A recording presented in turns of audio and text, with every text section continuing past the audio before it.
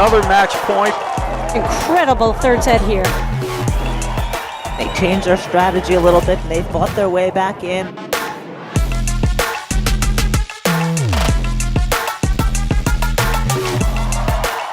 There it is, game, set, and match.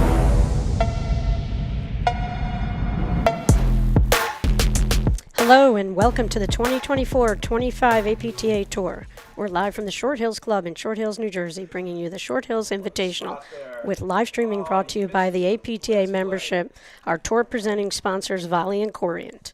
Tournament support has been provided by the following local sponsors: JP Morgan Private Bank, Maplecrest Ford Lincoln of Union, Master Athletics, Spiro Harrison and Nelson, New Jersey Men's Platform Tennis Association, Club Pilates, Paper Ribbon and Wrap, Center Court Padel, Suzanne Emmerich of Keller Williams Premier Properties, T-Spa, and the New Jersey Flex League. I'm Patty Hogan, along with former Short Hills 20-year-long head pro Dave Broderick, bringing you men's 16s action between our current pro Chris Humphreys and Russell Benkaim up against Mickey Dabic and Enrique Pardo de Andrade. Welcome, Dave. Patty, thank you. Yeah, I think everyone out there, we're in for a treat in this match. As we watch the screen there, you see the lefty, Chris Humphreys, to the left of the screen, and his partner with the white hat on backwards, Russell Benkaim. And they'll be taking on, as you look right in front of you, there's Enrique Pardo de Andrade, and his partner with the white hat and the blue top is Mickey Dabic. Yeah, this looks like it's going to be a fun match. Our chair umpire is going to be Mike Davis, Rackets chairman from the Short Hills Club, and the match will be 2 out of 3 sets, Patty, 6-all tiebreakers, normal scoring. And again, I think everyone out there, if you're able to watch this match, you're going to be in for a treat, because I'm excited to watch it. Yeah, Dave, Short Hills Invitational, wonderful event on the APTA Tour, the last Grand Prix of the year, and just a phenomenal thing, Dave, that the Short Hills Club pulls off. Tournament chair Brian Skinner organized 7 different tournaments going on this weekend. Several finished yesterday, Dave. We'll talk about those once this match is underway. But this is action where the part of the draw, Dave. What happens to the winner of this match? What do they get out of this, Dave? Well, they get the pleasure of running into Johan Durant and Stephen Mitchell. Potentially. It could be a potential matchup, and it's I guess one of the big fears we always have is when you're playing events and tournaments is looking ahead in the draw. I don't know if any of these 4 guys are looking ahead in the draw right now. You kind of want to stick to what you're playing, and that's that. Durant, Mitchell are 2 names you really don't want to see on the same side of your draw anytime, any event. Yeah, Dave, this is an intriguing matchup with numbered 10 team in the country. Dabic and Enrique Pardo de Andrade have worked themselves up from, they've probably made the biggest leap in the men's tour in rankings, Dave, from where they were a year ago. They teamed up this summer, started playing in Summer League, and they are formidable as a team up against our host pro, Chris Humphreys, and Russell Benkaim. Russell is pro over at Mountain Ridge, and he teaches some paddle here at the Short Hills Club as well. So it's going to be an intriguing matchup. Humphreys and Benkaim played the Midwesterns, where they lost in the finals to Fraser West. They are a phenomenal team. But, Dabic and Pardo de Andrade, I talked to them a little before the match, Dave, and they are so pumped. And they're ready, so I think this is going to be a great match. Yeah, no, I agree, and I've watched all 4 of these players quite a bit this year. Pardo de Andrade is, he's so tall, so long.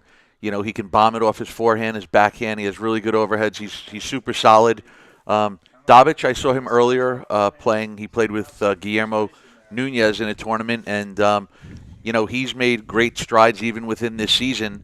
From when I first saw him, and quite honestly, Patty, I think one of the good things for the team of them is that Dabic is still getting better. To my left, on the deuce side in the white hat, Milos Dabic, and his part from Mamaroneck, New York, and his partner Enrique Pardo de Andrade from Rye, New York. This is a best 2 out of 3 match with tiebreakers to decide each set at 6-all.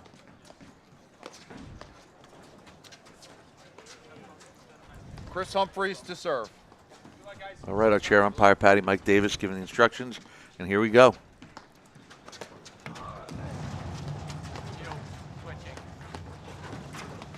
So early switch on the baseline. So Dabic, who returned from the deuce court, over there in the ad court. Dave, it's a beautiful day in Short Hills, a little bit overcast. But the birthday boy, Russell Benkaim, he picked out his look earlier in the week. He wanted to be fine looking on his 25th birthday. Happy birthday, Russell. He's got the shades going out here. We're expecting a storm tonight, Dave, but we have a great day of paddle. Perfect weather. It's a beautiful day for paddle, not that much sun. 30 love. But the sunglasses are out. Well, you know, you commit to a look and you just go You with got to it, go. Dave. That's it. That's it.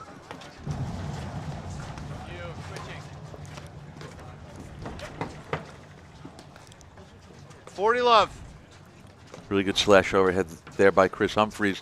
I think one of the things, Patty, it'll be interesting to see, and everybody out there watching, is that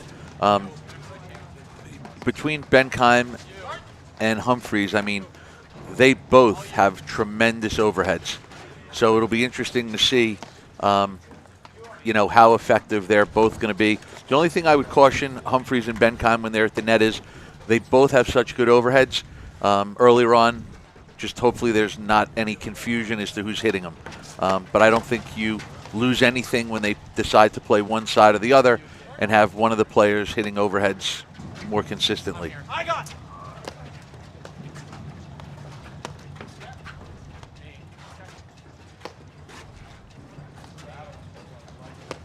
And the huge advantage in the sport, and so many of the top teams on the men's side have a lefty on their team, Dave, which gives them the option to attack either corner fairly effectively.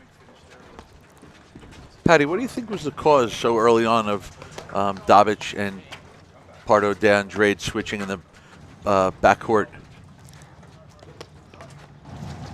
Is this a trick question early on in this match? No, do you think it had a lot to do with Humphreys' lefty overhead? I think it had a lot to do with his lefty overhead, and I thought that's where you were going with it, Dave, and that's the advantage, and sometimes it just becomes a matchup, and how some players are better able to defend, you know, the variety of spins. Benkaim, Humphreys, they lead the first set, 1-0 And I'll be honest with you, with the ability of Pardo de Andrade to hit the big forehand and backhand, I don't think they lose offense putting him over in the forehand side either, quite honestly. I think he still can look to attack that middle ball. And, you know, I think they can play from back there without skipping a beat. When you look at the physical difference in the size of the two players here, Dabic, he's got that lethal forehand, but he's much smaller of the two, and like putting his that body in that deuce court has to potentially impact what Humphrey sees and what his comfort zone is when he's hitting, you know, and prepping to hit his overheads.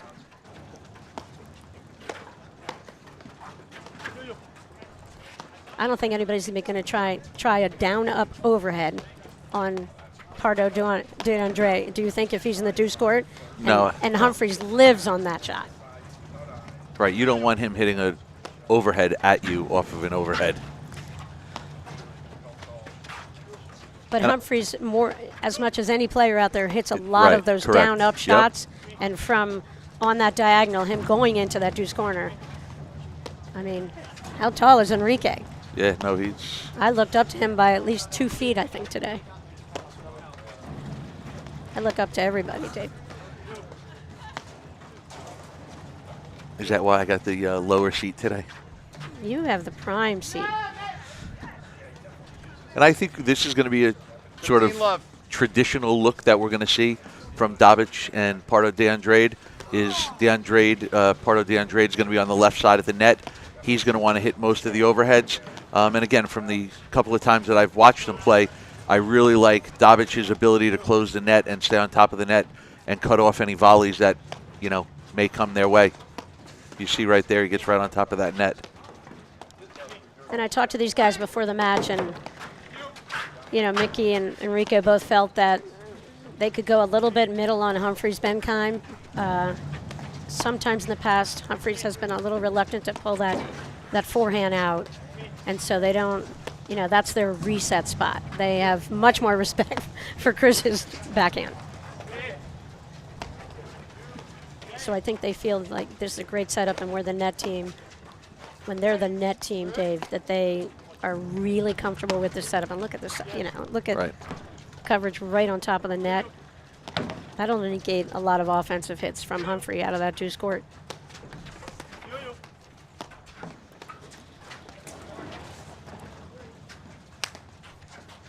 $30 love. I think the outcome of this match, Dave, is going to be determined by the birthday guy, Russell Benkaim. I'm going to agree with you 100% on that. I think all four of these players have amazing ability, phenomenal skills, and I think it's going to come down to like shots like that where he has to make them hit a ball. He can't, if that's the only drive he gets the whole point, he can't miss it.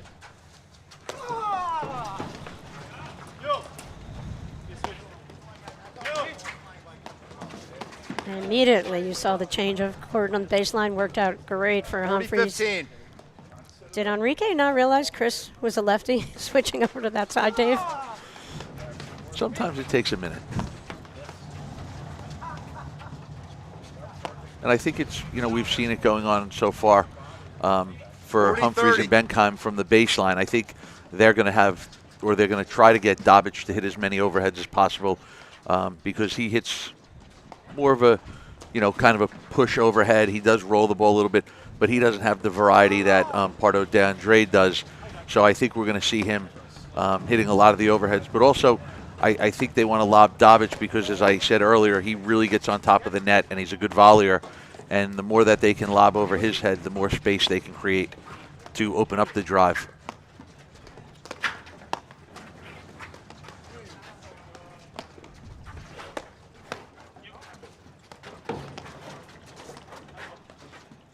I would have liked to have seen a big forehand there by Benkaim. Yeah, I think he's going to get tested. You can see every 10 shots they're hitting so far, 9 are going to Russell. What a shot there. Great overhead there by Chris Humphreys. And I think, as much as we talked about how Russell's going to have an effect on this outcome, would you say this could potentially be a matchup between Benkaim against Dabic? And, that's really going to determine what we see at the end when they're shaking hands.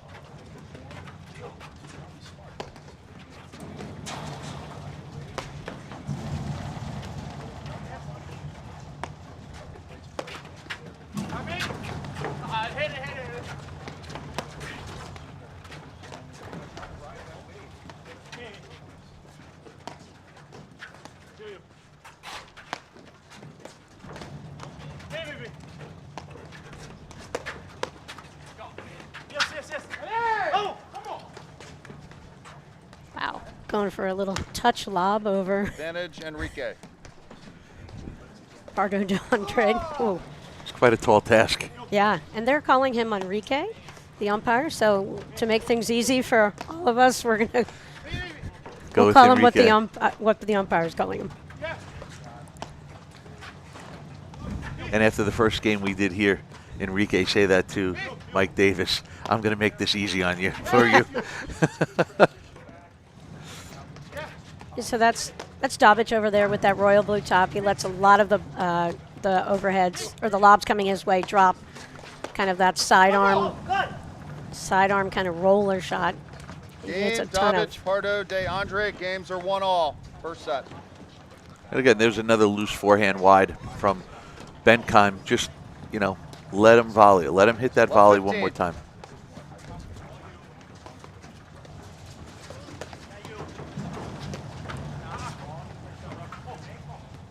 All.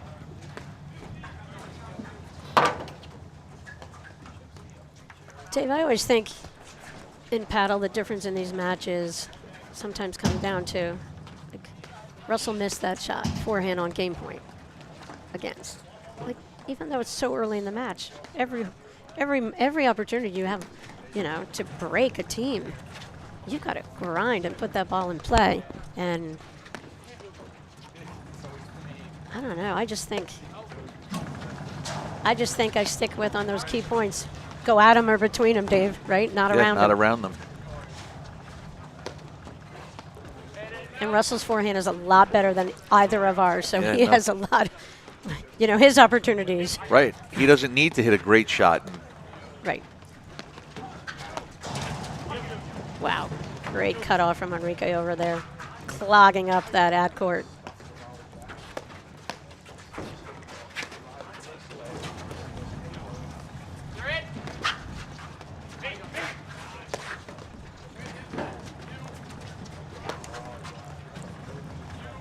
So I think if you're Humphreys and Benkaim, that's the setup you want with Dabic over there in the forehand corner. And you saw how Humphreys was so aggressive calling the overheads.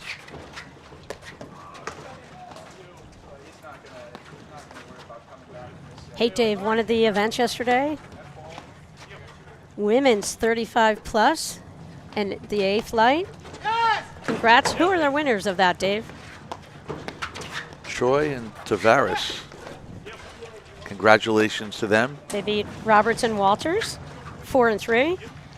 Dave yesterday completed also the other women's 35 plus PTI event, the B one.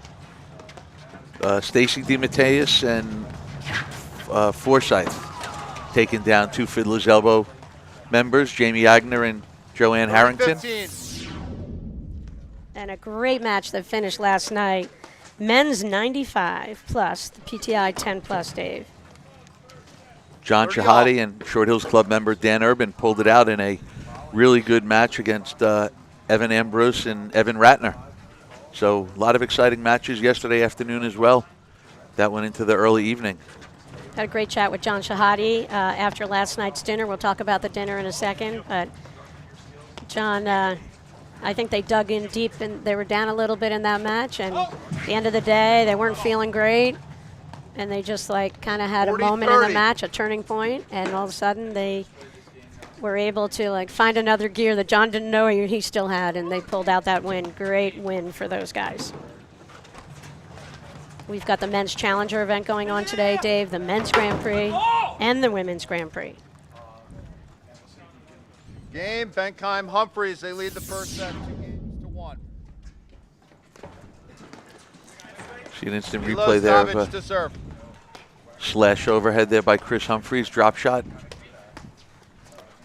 Dave, where are these guys from? What are they doing there when they're not playing in tournaments on the APTA Tour on the weekends? So Mickey Dabic teaches up at the Oriana Beach Club. He played college tennis at the University of Nevada. And again, from what we've seen so far, he's super fast out on the court, and he has a big forehand. And like I said, he's a really good volleyer. He gets out up there and closes the net. Pardo de Andrade is a director of platform tennis at the Westchester Country Club in Harrison, New York. Love 15. He played tennis at the University of Texas in Arlington. And again, he's just very long on the court. He's got really good backhand, really good forehand, and his overheads are really good as well. Yeah, these guys have gotten themselves to number 10 in the country, Dave. They've had some, they are, from the beginning of the season, you just saw how good they had they've become in this sport. And, when they lose, they only lose to a top team, Dave. They don't lose to anybody. That's where they've separated themselves from the field, 15-30. where there's so much depth in the men's game. You go down to the top 30 teams in the country, and it's just incredible the talent that's out there. But these guys are number 10 and looking to get in. And who knows? They have a great tournament this 15-40. weekend. They could get themselves into the top 8 going into Nationals in Philly.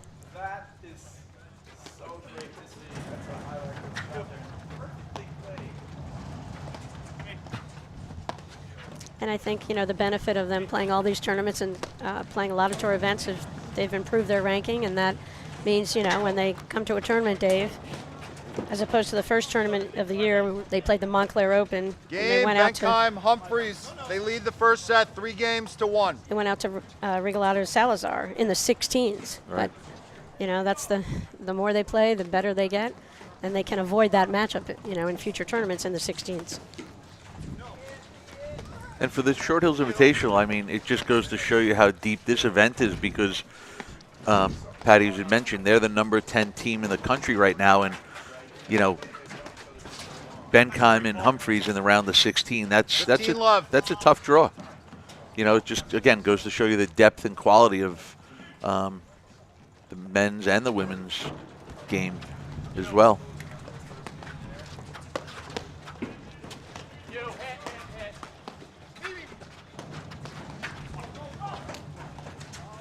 Thirty love.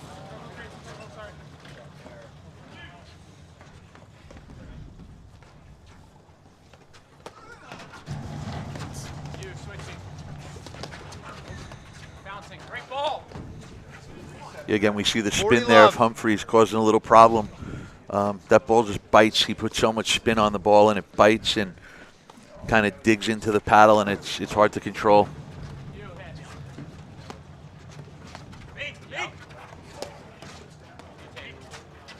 But we've seen the last two games have been kind of quickly played and won for Humphreys and Benkaim. And, you know, I'm going to go back to when Russell served his game. I think that was a really big game for them to hold serve and kind of stay in the lead, stay ahead. And, you know, I think Humphreys and Benkaim play very well from ahead. Dave, that's a great point. I was just thinking about them, and this is where Enrique and Mickey have to really battle right here. You know, the more separation Humphreys Benkaim get, I think their level of play will just soar. It'll just free them up a little bit. You know what? I couldn't agree. 1,000% I agree with that. Is, you know, when they're playing ahead, there are a lot of players that get a little tighter, but I think when they're in the lead, they get looser. First set, 4-1. Patty, did you know that volley has thrown 5 million balls to players working on their game? Don't get left behind. Get your reps in with volley. Whether it's day or night, you're in control of your training. Volley offers world-class training on demand, helping you sharpen your skills and level up your game whenever it fits your schedule. Ready to join the movement? Start training smarter with volley today.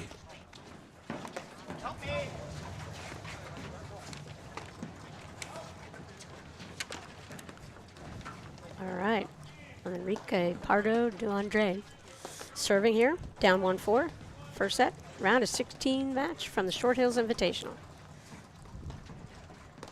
And Patty, just to touch base again, back on that last point, you know, I think Russell, Benkaim, and Chris Humphreys, especially when they're at the net and they're in the lead, they have so many capabilities as to what they can do with their overheads. You know, I think they just get freed up when they're ahead. But having said that, there is a difference between getting freed up and hitting really good shots and then sometimes making some unforced errors trying to do too much. So I still think they have to go for their shots and, you know, play with the they don't want to raise the level of risk in their shots as well. Dave, how many, if you added up the total number of overhead varieties that Benkaim and Humphreys can pull out, a club player? Love 15. Total of 2 players? Right. 3 overheads maybe? 3 varieties? How many Benkaim alone? If you asked him, he'd tell you 20. But he probably has like on demand 5 or 6 5 different overheads and different spins, different speeds, different looks. It's pretty incredible. And I think a lot of these matches and the difference does come down to that overhead variety. It's such a subtle thing here, but you talked about it earlier with Dabic hits a lot of the, oh, that was a beautiful shot. He lets the ball drop. He doesn't bring an aggressive one. He doesn't really want to ignite an offensive moment necessarily from the opposition, so he'll lay off that overhead a lot of the time, it seems. 15 all.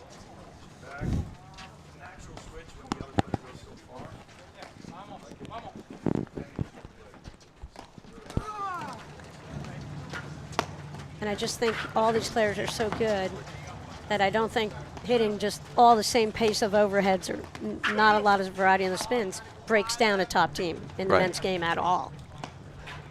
And exactly, to your point, you can't let them sit on or get used to one type of overhead. And with the variety also, it allows sort of a little bit of the baseline team to be on edge, not knowing what's coming back.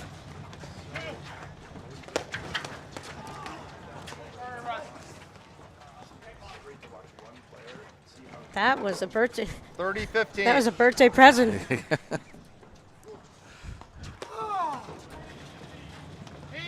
And you could see as Enrique was preparing to hit that overhead, the monster grip change, Dave, how he uses his legs. I mean, I think the leg, the push-off that you get from your legs, I think you don't see a lot of that at the club level, and I think a lot of club level players can't make their opponents consistently play enough screenshots because they don't use their legs as much. 40-15. And, I love seeing these guys just power up from, before they're about to hit most overheads, except the push overhead.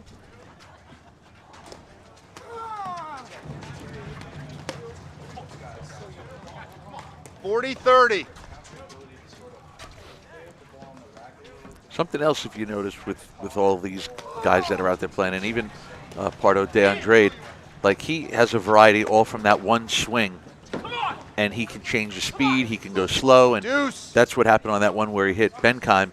He hit enough off speed with that big loopy swing, and then he decided to juice one up a little bit and make sure they were paying attention.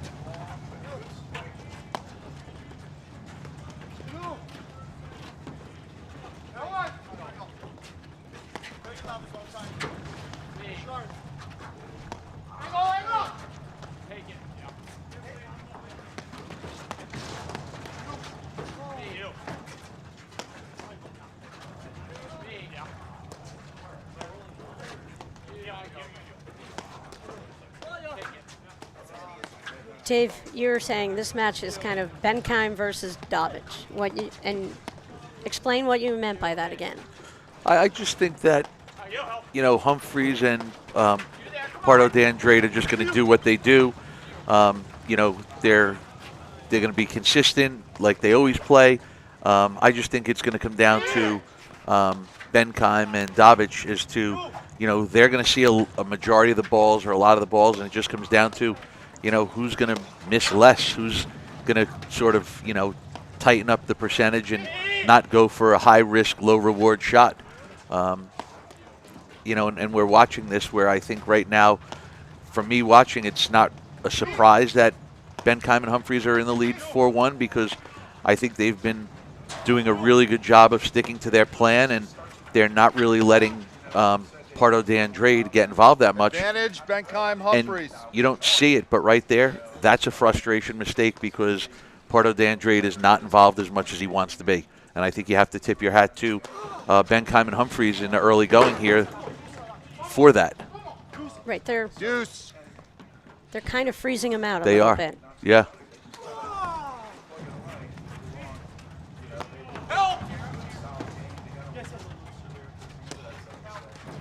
So a little bit of that speed from the birthday boy there, coming all the way over, just his paddle, made it, made a good save, extended the point. 1 year older hasn't slowed him down. Not yet. This is rinse repeat here. Russell lobs up the line, keep the ball. Enrique trying to insert himself in there, comes over. What a touched little lob from Chris Humphreys right there. Advantage, Benkaim, Humphreys. And I talked about, how these players involve their legs so much when they hit their overheads. I've also been noticing Humphreys in that deuce court, when Enrique brings that heavy spin at Chris just gets short right away. He just bends his knees and gets down. Low, yeah. And that's how he's able to effectively defend all the variety of spins thrown his way. One of the reasons why.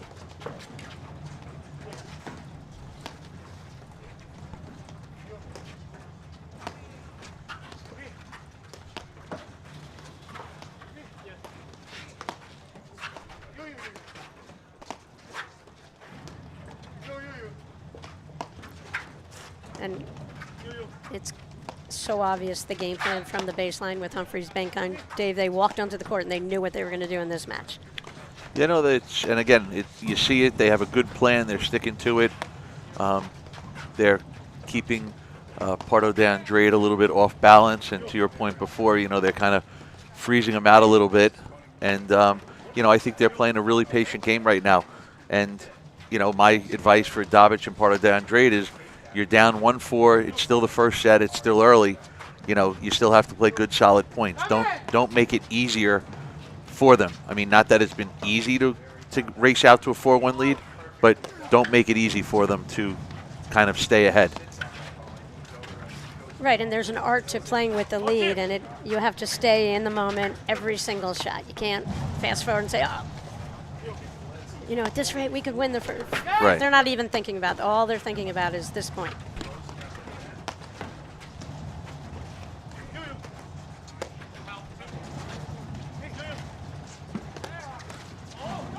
So that's Benkaim in the deuce court now. Benkaim's the righty. Humphreys is a lefty on the far side. Beautiful.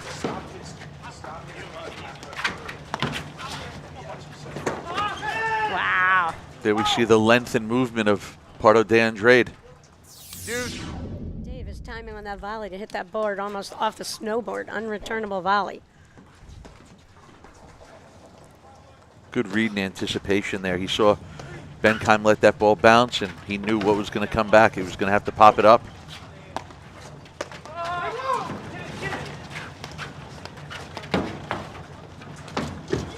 Great birthday combination right there.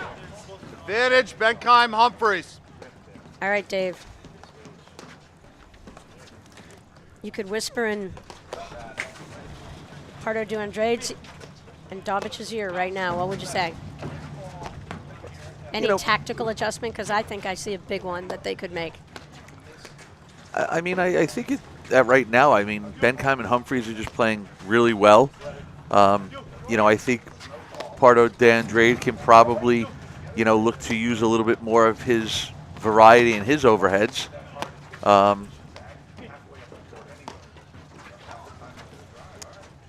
mean, I kind of like this play right here where they're keeping that ball going straight ahead. Once that ball starts moving side to side, I don't think it's benefiting Dabic and Pardo de Andrade right now.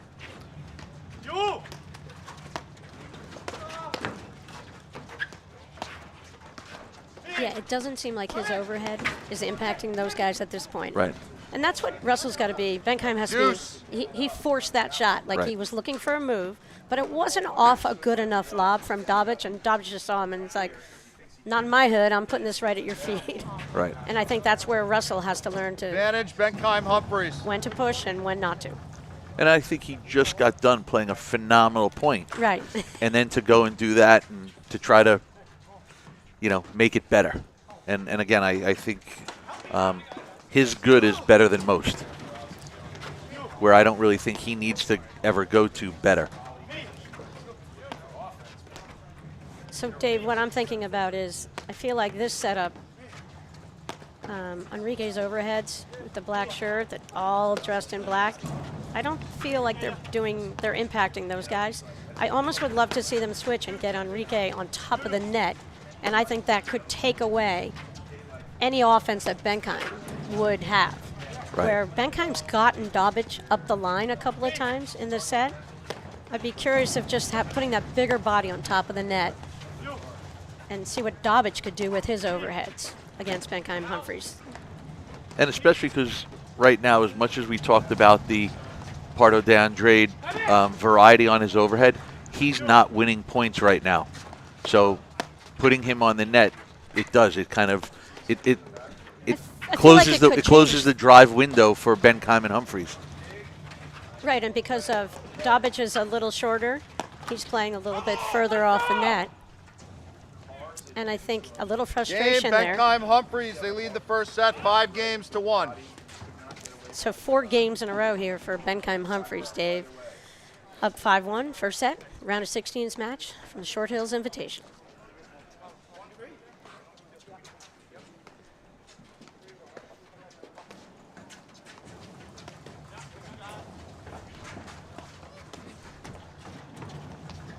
Benkaim serving, and that was Dabic returning. 15 love. And this is where you can feel it's a little emotional right now. Right. And this is where Mickey and Enrique really have to dig in, because the second set is close. Right. And they've got to find something.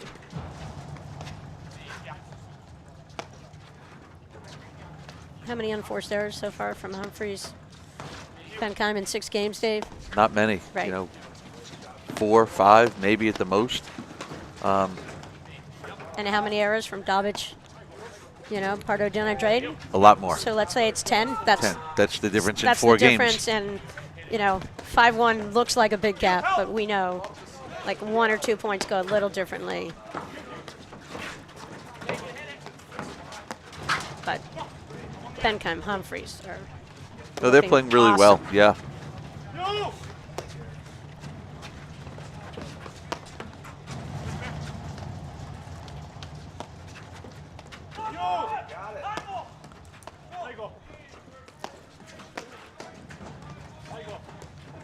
And I think if you Dabic and Pardo de Andrade, obviously you're not looking to give away this game to let Benkaim and Humphreys win the set. But I think they win or lose this game. I think they want to get into good long points, get back into a little bit of a rhythm, you know, get in the flow of playing longer points. And it just seems so counterintuitive that you have to play longer points to try to win them. Right. But clearly, that's what they have to do. And they have to buy into that mindset. Every Right. point's going to go on and on and on and 15 on. off. And again, at 5-1 down in the first set, I don't even know if it's a matter for them to do it to win points. I think it's more of let's get into a rhythm that if we don't win this first set, that we can kind of regroup and get back in it and look to win the second set. Because we've seen many paddle matches where, you know, the score looks a little lopsided in the first set, and then the other team is able to gather themselves and come back and, you know, become victorious.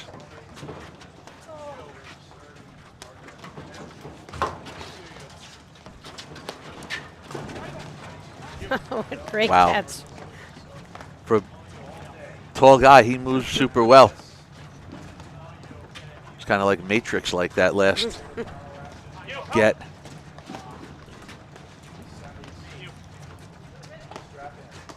So that's the thing, Dave.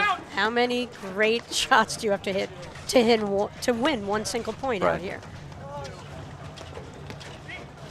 And how many great shots do you have to defend to have a chance to win the point from the baseline?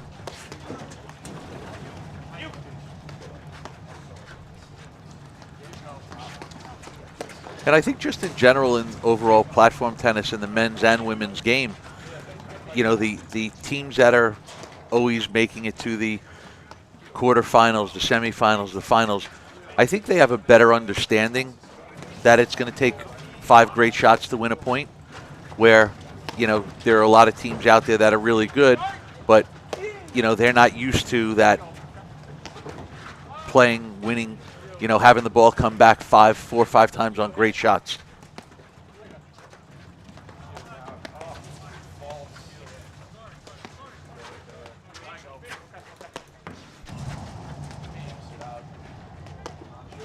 And Patty, it's like we talked about the other day. I let everyone know that, you know, I can't just decide to go to the gym tomorrow and I'm going to bench press 550 pounds.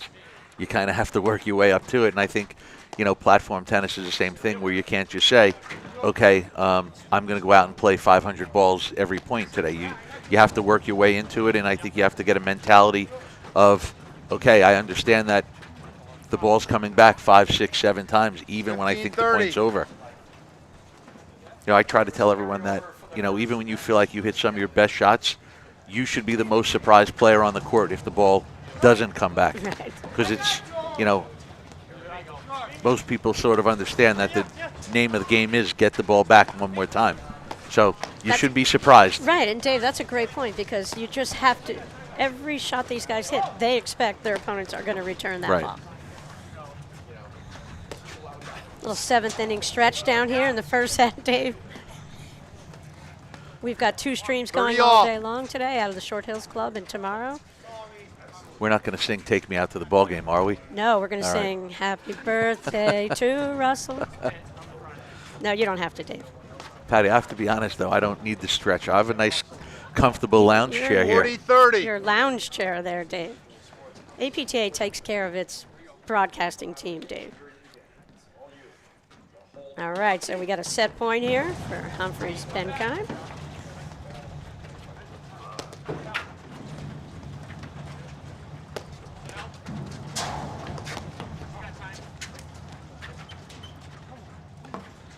Well, that's the thing. Enrique's Deuce. got that reach, and there's few people who could just hit that shot and make Humphreys miss.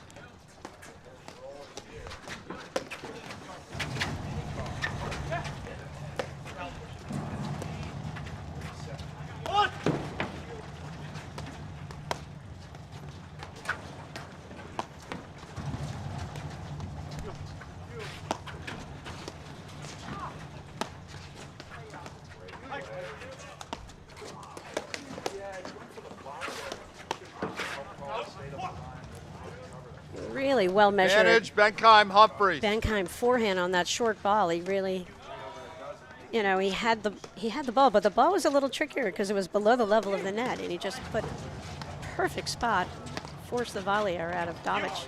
Well, I think that, to your point, 1,000%. I was thinking about it as he hit it, where I wanted to say, you know what? For only 25, that was a pretty mature shot. It was really mature. The speed had nothing to do with it. It was all about the drive placement. For a moment there, I sort of got nervous when I saw the big windup. But again, he learned that windup at IMG Academy in high school, Dave. Big forehand there by. New ball, guys. So first set there Game in first set, Benkaim, Humphreys. They win the first set 6-1. We'll be right back in just a moment after these messages right here on the APTA YouTube channel presented by Joho. At Volley, we build tools to unlock your potential. The new Volley PTI feature breaks down your game like never before. Ever wondered, which partner has impacted my PTI the most? What's our win percentage as the favorite or underdog? Do I perform differently in 2 or 3 set matches? Now, it's all at your fingertips. The PTI tool is free to everyone. Download the Volley app today and level up your game. We'll see you on the court. At Corient, wealth management begins and ends with you. We believe the more personal the solution, the more powerful the result. We treat your goals as our own. We never lose focus on the life you want to build. And our experienced advisors design custom-built strategies to help you get there. It's time for a wealth management experience as sophisticated as you are. It's time for Corient. Hi, I'm Andrew Ong, and I'm head of the Players Committee. The Players Committee looks out for the players at the tournaments. Having the tournament experience be good is such a great thing, so we want to make sure that the players are represented and the things that are important to the players are thought about. A lot of players have been talking about the quarterfinal reprieve. That is optional this year, so that's made the players happy. Starting January 1st, the number of tournaments that contribute to the players' rankings will go from 3 to 4, and the reason for that is the APTA Tour has gone up in the number of events in the last couple years, from 12 or 13 to almost 20 this year, and so we just want to take a larger sample size towards players' rankings. We're trying to figure out scoring formats too. The matches get so long at this high level that figuring out if no ad is right or when to do no ad and tiebreakers and stuff is tough. Also, the size of the draws. Traditionally, 32 draw has been the number for most of the tour events. One of the great things about charities is that we'll have a 64 draw so all the local players can play. But some of the tour events are leaning towards 16. I think they want single-day tournaments. The sponsors and the fans really like the Saturday night final. It's finding a balance between what's good for the sponsors in the tournament and court availability and things like that, but also growing the game and keeping everyone engaged and letting everyone play. I'm Andrew Ong, and if you guys have any comments, ideas, or things you want to talk about, feel free to reach out to me. You know, email, text, everybody has my number, and I really do care about growing the game in a good way.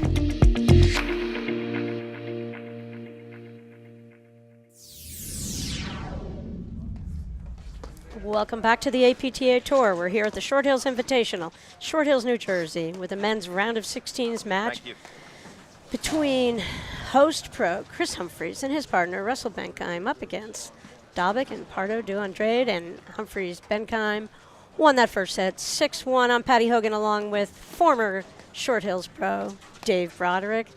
Dave, dominant, kind of a dominant set from Benkaim and Humphreys in a weird way.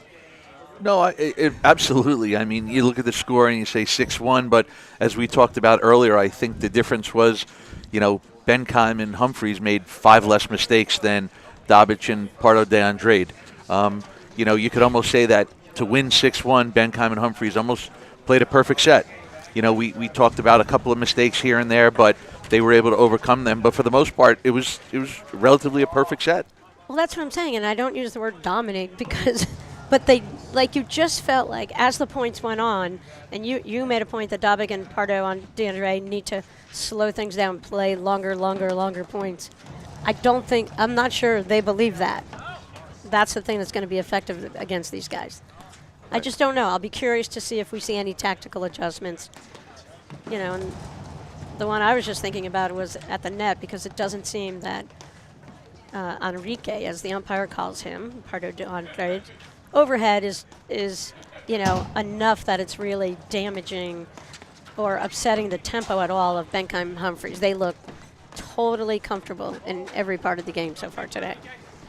And they're winning points on drive opportunities, Second set. missed volleys. Not only is it Russell Benkaim's birthday today, shout out to Nancy McAvoy, Freddie Goldenberg, a lot of paddle players, Vanessa Petrini, Brian Fegg. Happy birthday to all of them. Love 15. And a quick shout out, Dave, to Brian Skinner, Crystal Skinner, Diane Brown, Jerry Brown, Christina Bonin, Mark Emmerich, everybody from Short Hills Club, Glenn Gang, the entire staff, just a remarkable job to pull off this weekend event, Dave. And last night we were lucky enough to be in attendance at the Champions Dinner. The club hosted as many of the former club champs could come to town, and highlighted by the one and only Hank Irvine, a longtime pro here at the Short Hills Club. And Hank did a great job taking everybody down memory lane, and Mike Stulak did a wonderful job on the podium. Dave acknowledging a lot of the area pros and their contributions to the game. So it was a special night at the Short Hills Club, and we thank the Short Hills Club for hosting all of the top players. Steve Baird, longtime Short Hills. Steve's listening. We wish he were watching in person today, but we're glad he made it to the dinner last night. 30-15. Yeah, no, it was an incredible night. You got to see a lot of members here. You got to see a lot of the champions from previous years, so it was really a special night, and I think everyone that was here in attendance really enjoyed the night.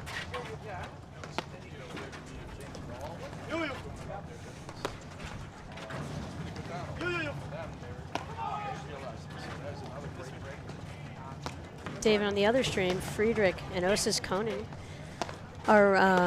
won the first set in their match against Stojic and Grigorovich. Dave, 6-1. Friedrich and Osis Koning are up 3-2 in the second set.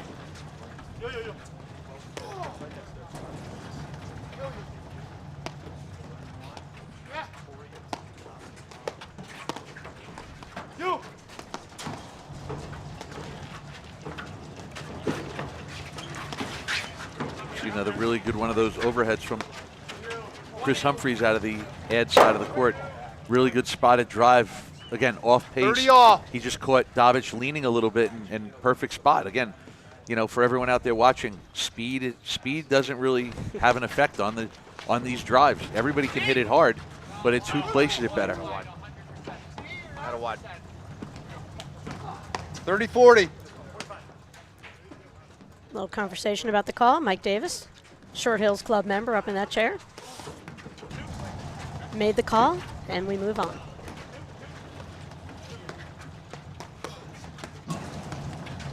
And I think if you're the chair umpire, you know, sometimes some of the baseline calls, the sideline on the opposite side are a little Game, tough to see. Benkaim, But Humphreys. yeah, he was pretty certain They about lead that the one. second set, 1-love.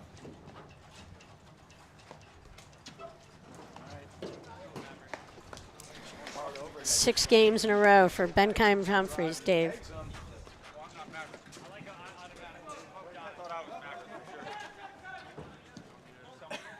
That's a full-out Croatian, you know. And again, I'm going to say it again. Just if you know you're Dabic and Pardo de Andrade, I just think these games are going by too fast. You know, and then when you get a left court drop shot winner, that really doesn't add wind to your sails. It takes it out a little bit. Right. So, Dave, they have to slow it down. That's clear. That's what you want them to do. How are they going to do that specifically? I think they just have to move their lobs around a little bit more. I think they have to, you know, 15 all. wait for maybe a little bit better of an opportunity to drive some of these balls that they're driving. But, you know, I would, to your point earlier, I would definitely love to see them hitting the balls at Humphreys and Benkaim. That ball was wide because if you don't hit it at one of the net players, it's going out. Let's go, come on. Right now, Chrissy. 40-15. But, and that's, you know, when you look at this match, Humphreys plays with Osaskoning.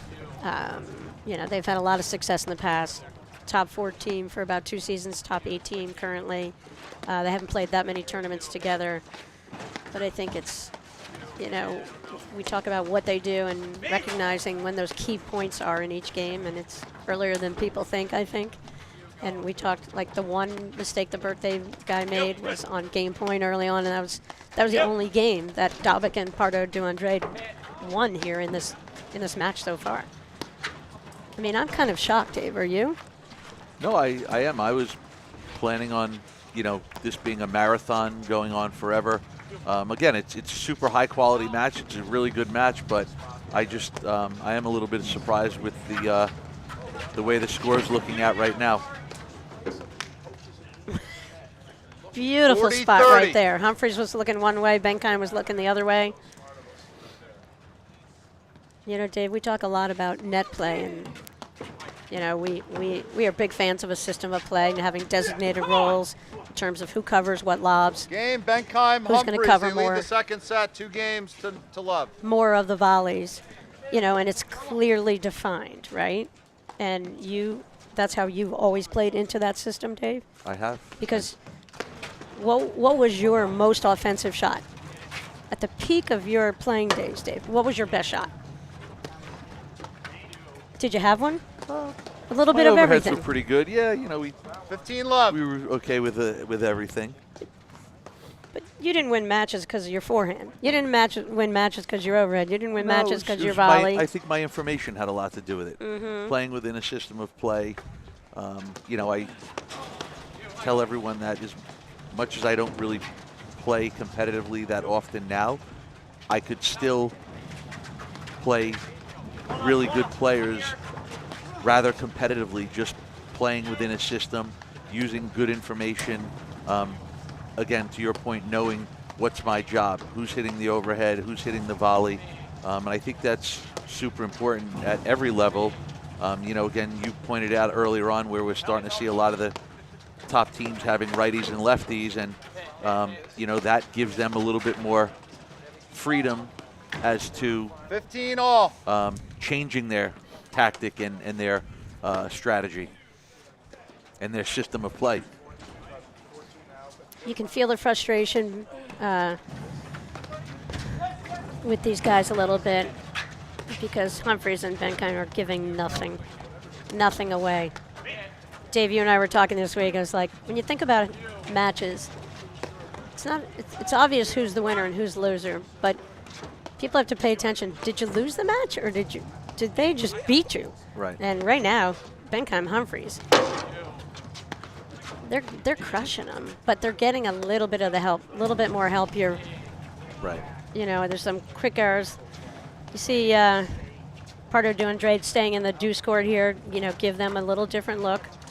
Hey, a left court could change 30-15. everything. That could be it.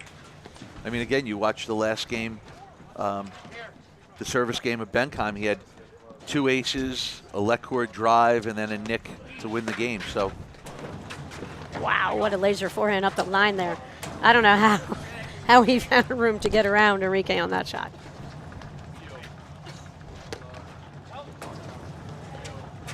And Dave, a lot of paddle matches come to matchups, and this is a matchup that clearly Benkaim and Humphreys are so comfortable with. And you say, like, how can you have the top 10 team in the country here losing 6-1 down 2-0? Because the matchup, you know, what the... And it's interesting because I think, for the most part, both teams kind of play the same way. So right now, Benkaim and Humphreys are just doing it a lot better. And I think that's contributing to their comfort level where, you know, they're just, you watch the last couple of shots and they're swinging and they don't feel like they're going to miss. They're getting some air time. I think they're going to have a contest. Who can go higher? Can Humphreys out-jump the birthday guy?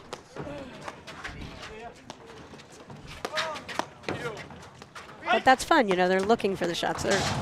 They're letting it rip here. Game, Dabic, Pardo de Andrade. Humphreys, Benkaim lead the second set 2-1. Now, Patty, they Benkaim Humphreys won the first set. cannot hear us on the court, but if I had to whisper anything to Benkaim and Humphreys, I think after that last game was, let's not try to win this quickly, because you don't want to, you have all the momentum right now, and you don't want to have a few silly mistakes turn the tide and switch the momentum at this stage of the match. You know, it's interesting, Dave, in that shot, you know, you could see Benkaim and Humphreys had a lot of fun, got some offensive looks, created stuff. 15. What if they gave them some more offensive looks on purpose? Instead of trying to slow it down, go the other way and say, here, take it, because they're totally dictating the tempo at this point. What would they do with an easy ball? Right. You know, and again, to your point from the last game, I mean, I thought Benkaim and Humphreys pressed a little bit, and, you know, that goes back to, that's the second Love 30. let cord that Dabic has gotten, and, you know, we said it earlier where, hey, that last let cord in the previous game, that could be a spark, and that could, you know, change a little of the momentum there. And it might even give Pardo de Andrade and Dabic a little bit of hope and you know, not feeling like, you know, nothing's going our way. But I think the thing is that 6-1 is gone. They're not even thinking about that, and you could see how 15-30. passionate they were on that when they got that game there. You know, now they just see it. They're in the match. It's 2-1. That's all they're thinking about. Because at the end of the day, whether you win the first set and the second set or the second and the third set, they still have to win 2 sets to win the match. 30-all. Dave, the tour travels to the Steel City. We'll be out in Pittsburgh next weekend. Following weekend, Indianapolis. And then 30-40. second weekend in March, the Philly Nationals. Some guy, Bruce Redpath, I might have mentioned his name a few too many times on recent broadcasts, and Bruce Redpath said he is the leader of Team Nationals, but it takes a village, and he's got 40 volunteers all doing, you know, phenomenal job anticipating what's required to pull off a phenomenal Nationals in March, and I have no faith they'll hit it out of the park. You know, whether it's the Nationals or Grand Prix, Philly, that area does a great job putting on events, and a lot of really good clubs, a lot of good locations, and yeah, I look forward to the Nationals down in Philly. Deuce. You go back there, Humphrey served at 30-all, little loose forehand error by Benkaim, and, you know, I think for Dabic and Pardo de Andrade to sort of crawl back into this match, I think they have to capitalize on, again, another forehand mistake. Advantage, You know, Dabic, I Pardo think they de really have Andrade. to take advantage of this right now. Because, quite honestly, Benkaim Humphreys are not giving them a lot of free points. Right. And that was just, you know, sheer power, and Russell had kind of mistimed that ball, Right. was going for a lot on that volley.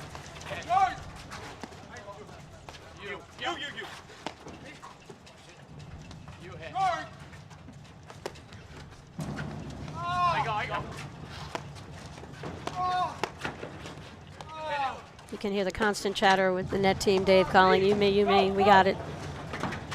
No doubt who's playing the next ball.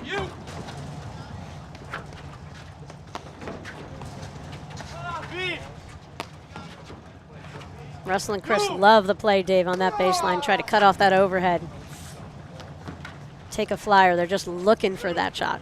Yeah, they're really looking to pinch in the court and get maybe a slower off-speed, shorter overhead that maybe they can look to attack.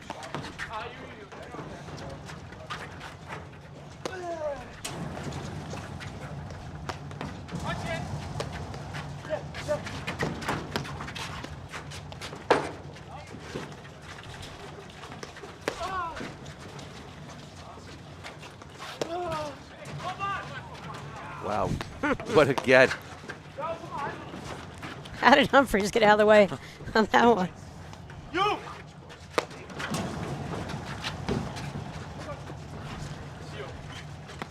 See, this is kind of fun to see, like Enrique bringing the heat and pulling these guys and giving them offensive looks. They don't mind transition. They're phenomenal athletes, all four of these guys. I'm still wondering how Pardo de Andrade got that ball that went shooting straight across the court. Dave, he was just waiting for it. He had his paddle ready. Game, Dabic, Pardo de Andrade. Games are 2-all, second set. All right, we're starting to see a big break right there, Dave. Big break of serve. You know, we're seeing a couple of unforced errors creep in here for the team of Benkaim Humphreys, but it's 2-all. But you see how as Dabic and Pardo de Andrade have picked up the pace a little bit as the net? They've created a lot of they're moving them around. Benkaim and Humphreys are moving around. They're not letting them sort of sit back there and wait for those drive opportunities. They're kind of forcing, creating movement, making them move for more shots. No. 15 love.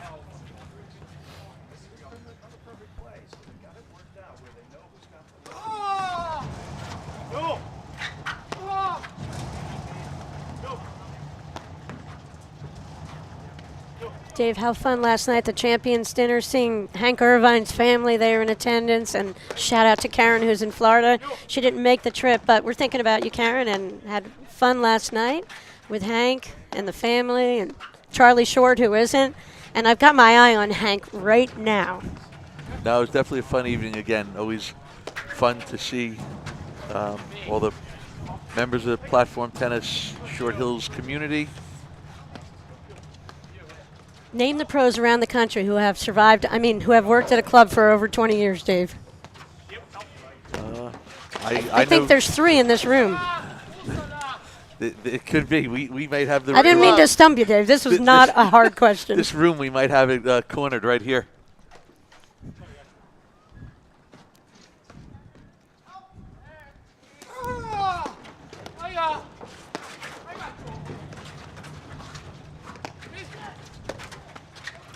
Tag. 40 love. They're winning 2-0 on the tags. And I love that shot. You know, he caught him sneaking in, and a little bit of a brushback pitch there. I'll tell you, they're a point away from taking a 3-2 lead here in the second set.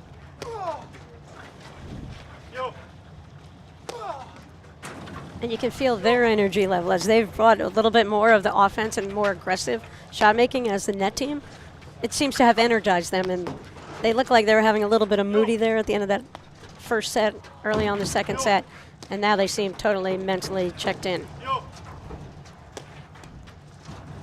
And again, it's interesting because Humphreys and Benkaim have missed a couple of shots. It hasn't been a lot. Game. Dabic, Pardo de Andrade, they lead the second set 3-2. Corian is the official wealth sponsor of the APTA's 2024-2025 season. Corian is a fee-only wealth manager who puts their clients at the center of everything they do. Learn more at Corian.com. And that's how you last at a club for over 20 years. You put the customer first, Dave. In all seriousness, congrats to you and Hank. 20-year run here as pros of the Short Hills Club. Amazing achievement.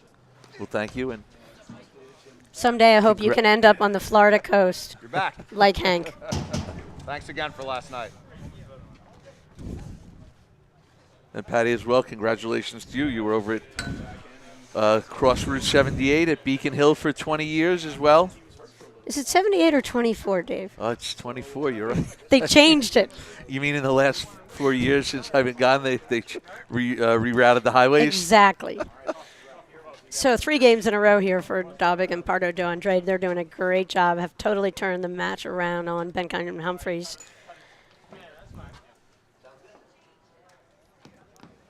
And it's all about the matchups, and they have shifted it. They've been able to adjust the tempo, and now they're the ones who feel super loose here. And again, it's just Humphreys and Benkaim have made 2 mistakes or 3 mistakes. It's not a lot. There's not a lot of mistakes. But again, I think the difference now is that Dabic and Pardo de Andrade are taking advantage of it. Let me know if it's okay. I got more. Dave, in the other stream, I know you're not watching it, but Friedrich Koenig had a straight set win over Grigorovic and Ostojic. They will play the winner of the Hansen-Hirsch-McNerney-Morgan match. A lot of really good round of 16 matches, Patty, in the Short Hills Invitational. And you know what's really good, Dave? The job Joe Ho does here at these tournaments. And, I mean, there's only one Jake. You know, I don't know if – I think that's probably a really good thing there's only one Jake. The world, I don't think, is big enough for 2 Jakes. Jake does a great job handling Dave, announcers like us, wise guys. He tells us what to do, reminds us what we're supposed to be doing, keeps us on track. And Mark Innes, Yoho, does a wonderful job showcasing the sport of platform tennis for the APTA. You mean like when I'm doing it remotely and I text Jake 5 minutes before going, I can't get into this. I can't get into the screen. 15. He says, well, you got to get off ESPN.com. He says, we're not on. He's got to keep you focused, Dave. That's it. You can't be on the Star Ledger, New Jersey newspaper site for this.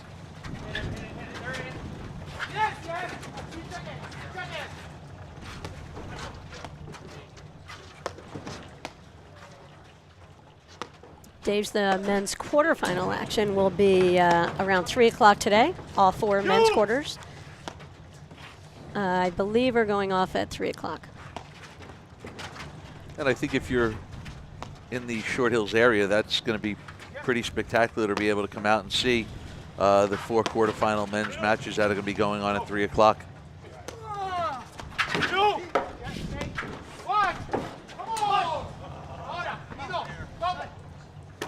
Love 30. We're definitely seeing a little bit of an energy shift here. 15-30. And that's what Dabic has to clean up, just, you know, a miss like that.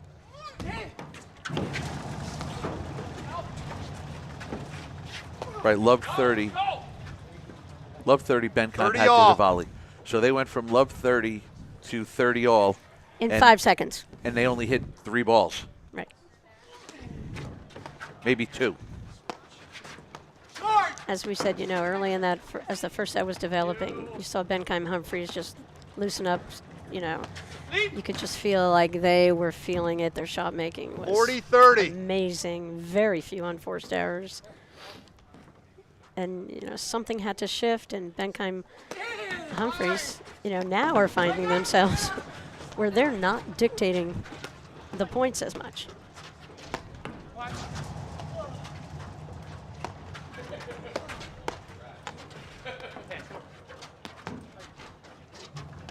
Leave, come on!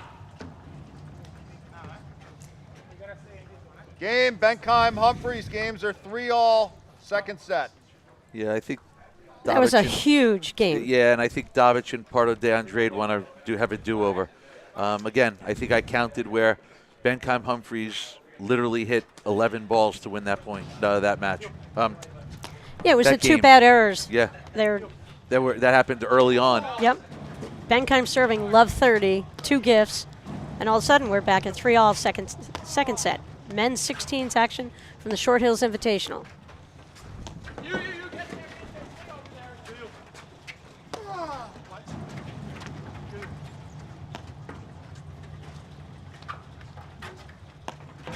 You see how much Enrique, the taller of the two, in the royal blue with the black pants, how he's able to get on top of that net, 15 Dave. love.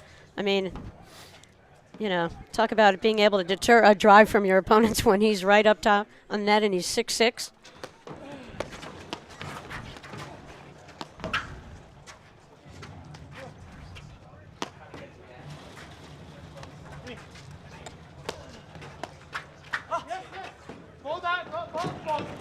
Great lob. You saw how Benkaim absorbed that pace, really bent his knees, Dave, so he could control that next shot.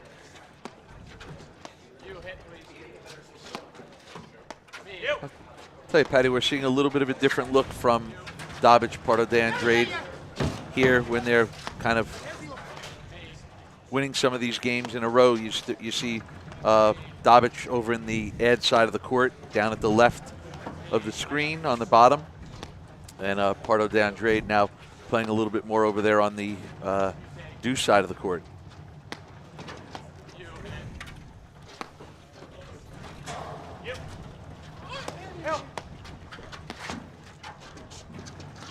Leave it. Dave, at the 15 completion all. of this match, we'll turn to women's quarterfinal action. Some really exciting combinations in this tournament. The return of Amy Shea, Jolene Sutter played, Dave. I'm just checking to see what the update is. They had an unfortunate second round match. They went out 6-3, 6-3. They played against the number 4 team in the country, Lopez Page, and Lopez and Page prevailed. But nice to see Shea and Sutter back. We also have the reunion of Cruz Nicolescu, 2-time national champs.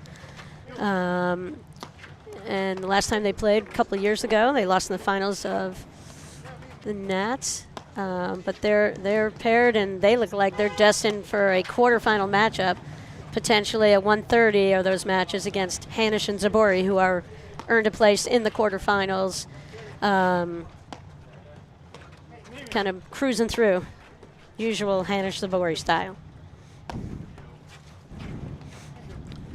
Yeah, I talked to them a little bit last night at the Champions Dinner, and I'll tell you, I think they're pretty confident. They like how they're playing. I think they like their chances for this event, for the Short Hills Invitational. So it'll be interesting to see. And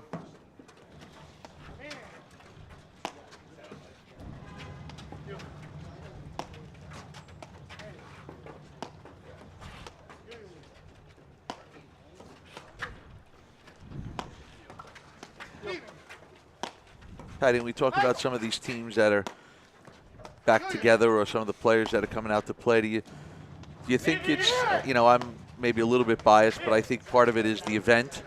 You know, I think a lot of players look forward to this. After 73 years, it sort of was always a stop for a lot of players, and if they can get back out and play, and I think it's one of the ones that they like to attend and play in.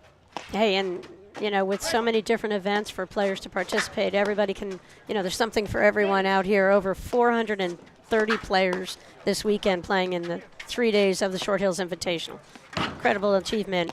Couldn't happen without the courts from all the neighboring clubs, and you know, this sport is dependent upon the goodwill of clubs, and you know, we get to showcase their pros, and clubs get to let everybody use the courts. There's play going on.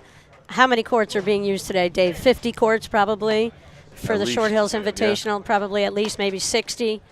And so we would just love to thank all the clubs who step up to the plate. And we have so many high-level APTA events in this part of the country, and we're able to do that because of the 15-30. generosity of all the clubs. And, you know, looking forward, Philly Nationals, but we've got Team Nationals first weekend in April, hosted by out of Canoe Brook. And we've got Junior Nationals first weekend in March out of Canoe Brook hosting that event.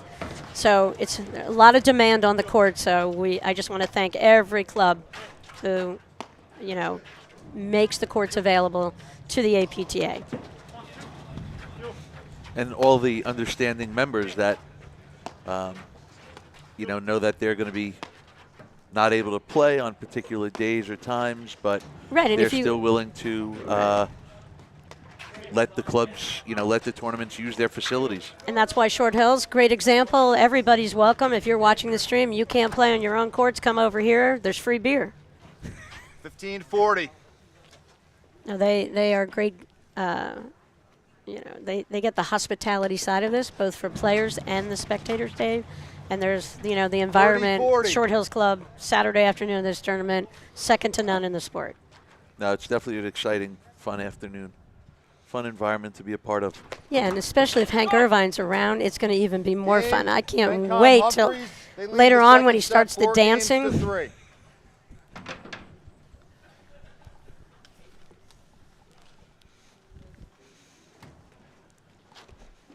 Dave, did I ever tell you about the greatest win of my life? No. Tennis court against Charlie Short. And when I say Charlie Short's like 6'9". I played with Bobo Delaney's husband, Frank. Mixed member guests were in the finals. Neither Frank nor myself was able to return one of Charlie's serves, but we won the match. Part of our strategy was, all right, we'll let him hold serve. Then we battled. We'll save our energy. And that's platform tennis. You got to figure out, okay, that guy does something amazing. We got to take that skill away from him and force him to beat us with his second and third choices. Unfortunately, on that day, we couldn't take the serve out of Charlie's hands.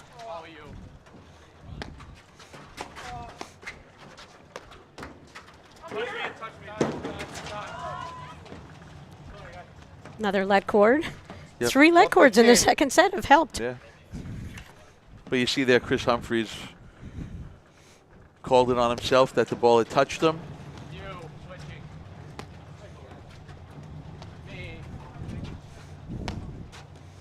That's an honor call, Dave. That's an amazing thing about the sportsmanship in this sport, where there might be a call like that you make on yourself, and no one may notice it, and the path of the ball might not have even changed, but Right. he knew it just nipped his clothing.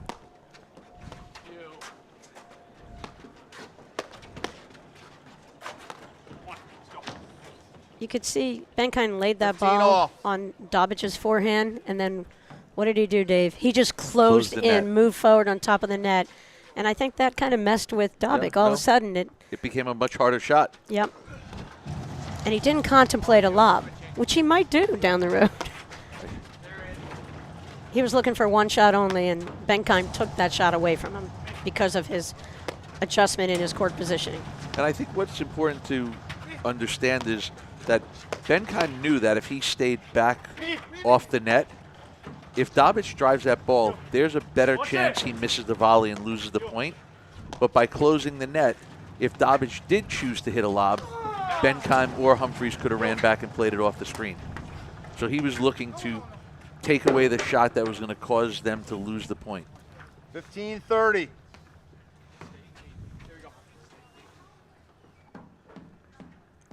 Dave, there's a little bit more of a cloud cover. Will Russell take off his sunglasses? No. Right now, they're luck. They're good luck right now. Patty, you know athletes are superstitious, so if it's working, if it starts raining, he might keep them on. I'm here. Good, good. Me.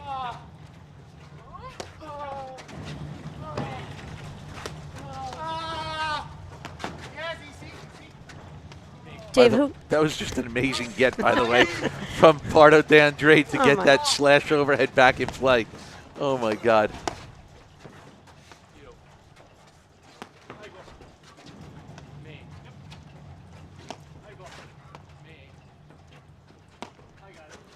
And I don't really want to say it, but I think at this stage of the game, Dabic and Pardo de Andrade are going to have to come up with a couple of amazing shots and amazing gets to keep this thing moving, keep it going.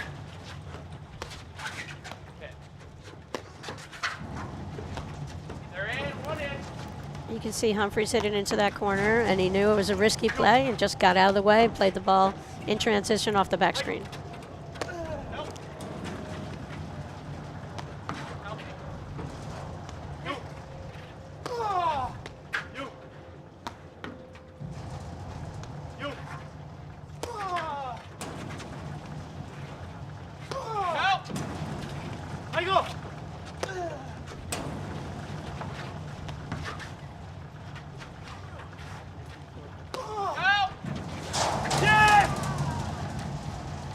See that part of Andrade finally caught a nick. 15-40.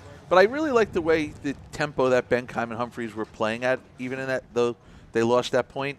You know, they want to speed up play, but they want to do it on their own terms. They took a lot of those overheads, let it go to the screen, and really kind of took the air out of the ball a little bit.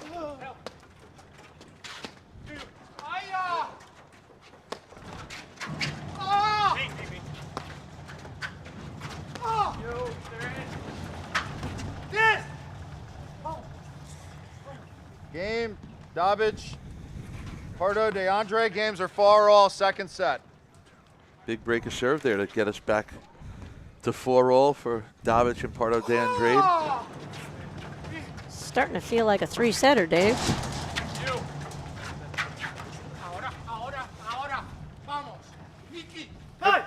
15-love. Did you pick up on all that? He said, "Let's go now." Believe it or not. Your translator's working really well, and it's fast, Dave. I have my app working double speed.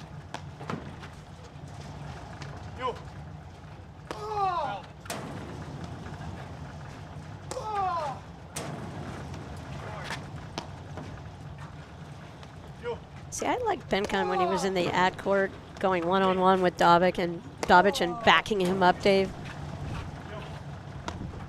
Well, even from the last game, a couple times when Benkaim and Humphreys got pushed back to the baseline, I don't know if they want to get involved in this lobbing every ball and letting Pardo DeAndre hit rolling overheads into the nick like we just saw there.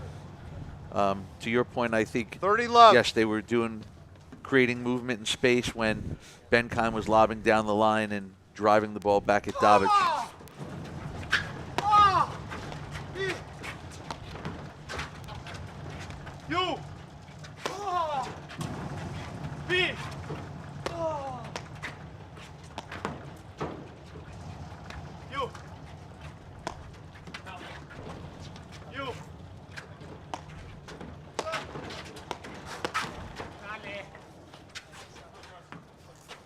Love. It's a good move from Benkaim. Yeah, really good move. Yep. Almost too easy for him. Yeah. Maybe surprised them a little bit.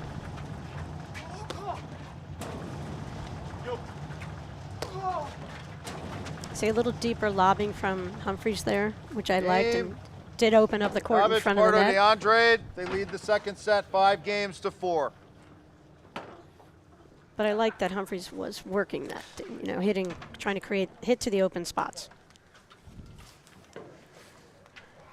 The plot starts to thicken. I think it's 3, Dave. Did you eat lunch? You know, I'm just enjoying this comfortable chair that I'm in for this match. So if it were to go to 3, I'm really not all that upset. Good close-up. There's Mickey Dabic. He looks like he's about 15. No, he's 25. We have 2 25-year-olds. It's good Russell had a birthday, so I could say that today. Chris and Enrique, both 29 years old. I don't know how I feel about being older than half of the guys in this match combined. Dave, you just have to accept it. That's right. Did you hear that background noise? How do you think Hank feels? Hank's 39 again.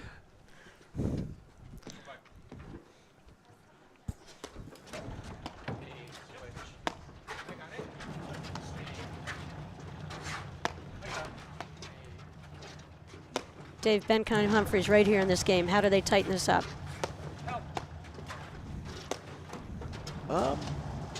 You know, again, I don't. I mean, they've only won 1 of the last 5 games. I mean, there's a total shift here. After I said they dominated the first set, now. And it's funny because I think, you know, I don't really think it's a lot of mistakes. I think, you know, we talked about Dabic got 2 or 3 let cord that he hit for winners. Pardo DeAndre's hitting that big overhead into the nick, and he's won some points. So again, I would like to see a little bit more of this game of Russell lobbing the ball to Dabic and then driving it back at him. We see there he caught Pardo de Andrade trying to cover too much court, and I think it's going to come down to a little bit of a chess match right now. And that one move Enrique just made when he closed in, Dave, you notice he was actually in the same service box as Dabic. He's left that cross court open a couple times, and these guys have nailed that shot cross court on him and that move. I actually think he's over shifting on that next ball. Especially because he's 6'7" and can reach anything. One step over, he can cover that, that one little gap between himself and Dabic.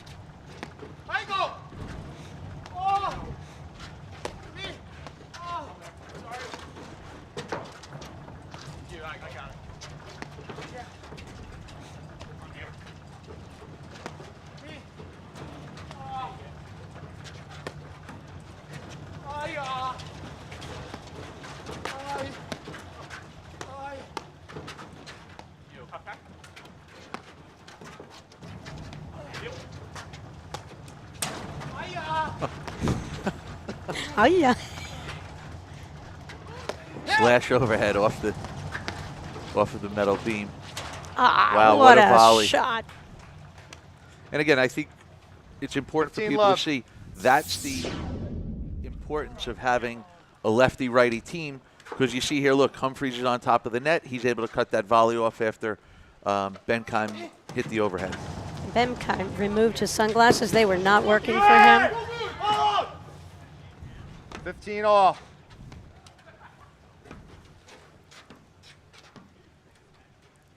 Pardo de Andrade just surviving to get that ball back and then ends up hitting a winner. 15-30. Is Pardo de Andrade playing a ton more shots in the second set than what he got compared to the number of looks in that first set? I think Humphreys and Benkaim have to go back to freezing him out and making him insert himself into the play versus just outright engaging him with shots. They're bringing him into the play.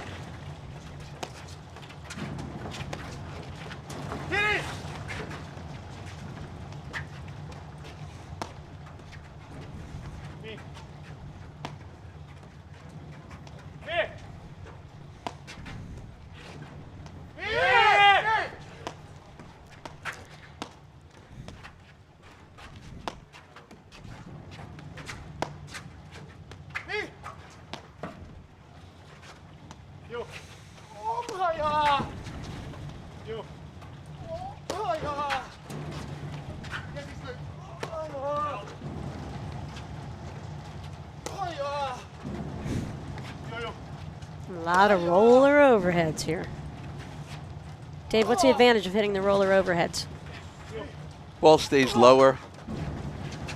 It's harder to drive it, even if you maybe hit a short one. I think right now too with the roller, it's allowing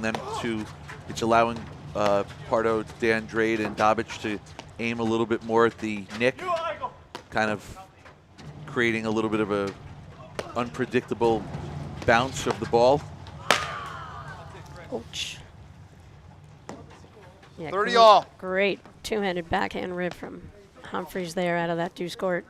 And it was a really patient point because they didn't have many opportunities to press or to try to create something, and they kind of waited for the right opportunity. Really good backhand there.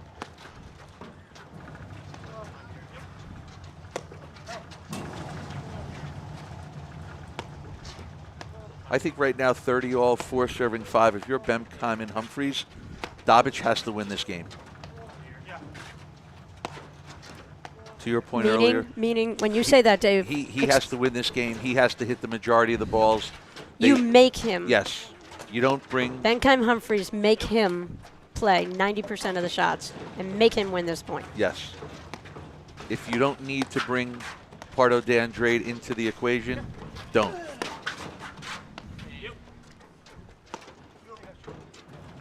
Because he is playing much better because he is more involved. And there we see. he found down the line. He kept that ball in play, and now they're back at the net.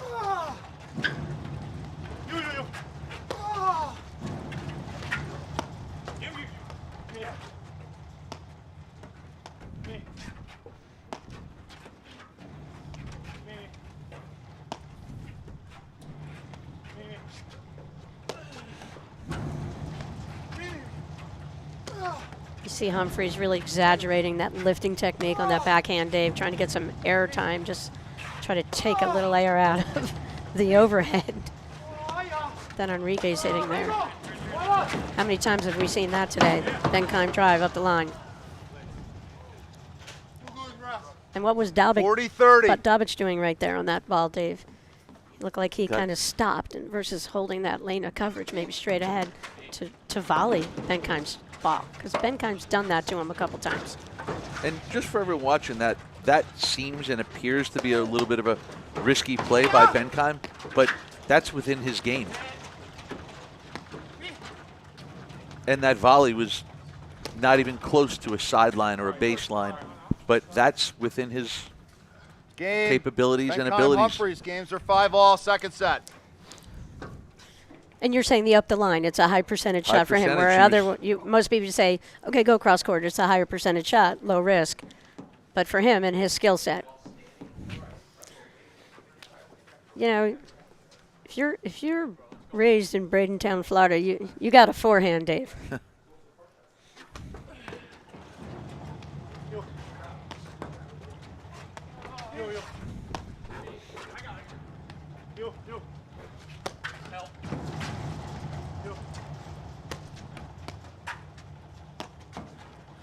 So if you're just joining us, Benkaim Humphreys won that first set 6-1. Score didn't tell a tale, but it did tell a tale. One, I think, was a number of combined unforced errors from Benkaim Humphreys. They went up 2-0 second set, and from there, Dabic and Pardo Andrade have done a phenomenal job. Left. I think they kind of changed the pace gave Humphreys, or created a lot of kind of transition kinds of moments, and it worked out really well for them, and we're at 5-all second set.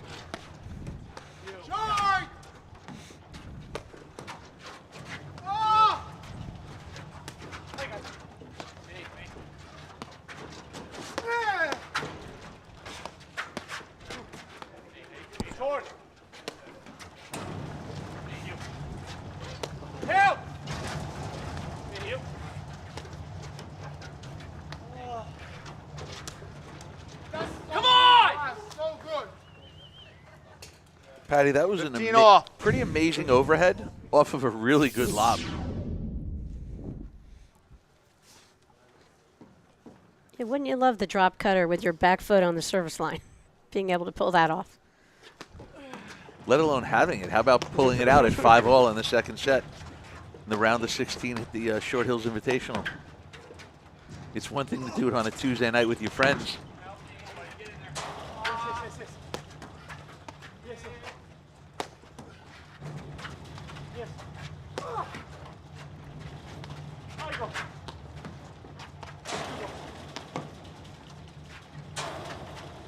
Russell's really got to focus on that he's got to back Dabic up a little bit more. You know, his lobs have gotten a little shorter here, but I think Pardo's, Andrade's overheads have gotten more effective against Russell, and he's struggling there to get off some deep lobs. 30-all. And you see that last point, Pardo Andrade, he went to more back to his waterfall style more than the roller to change it up a little bit and keep him honest there back on the baseline, not get used to too many looks.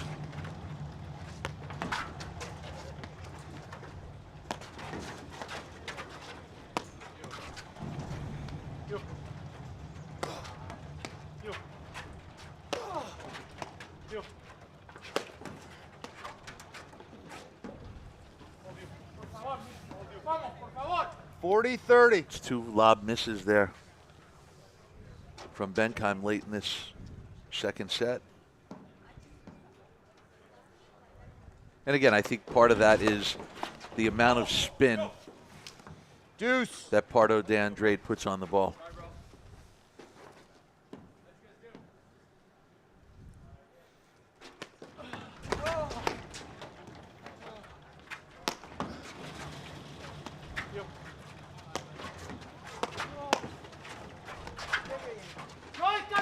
That's the good lob. But that's where Benkaim doesn't. Let it go. It's too early in the Advantage, point to Dabic. force that. Right. Right. I love the blitz later in the point if you've got the guy bobblehead a little bit. And Dabic hit a really good overhead there. Let it go through and start the point all over again.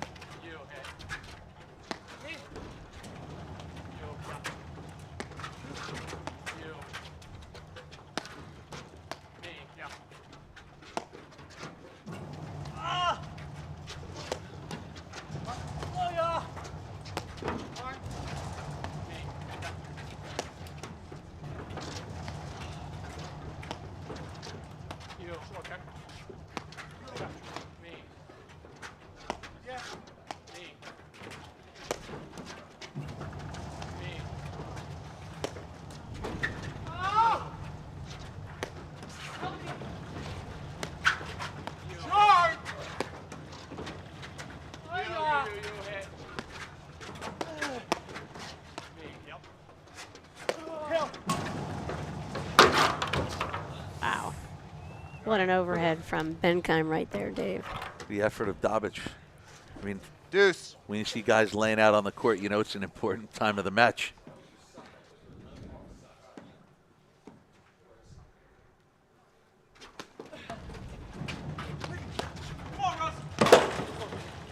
Wow. What hands. What a volley there, yeah. Advantage, Dabic.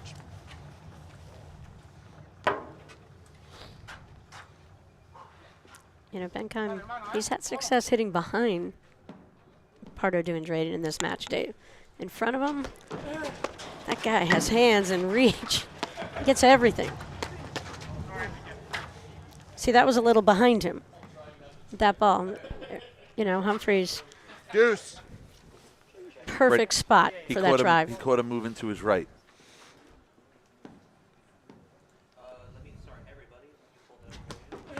Well, I think the thing is you see Enrique's movement and you know, hitting behind his movement, making him just hesitate for 1 second. Maybe that's the only way you can break the guy down.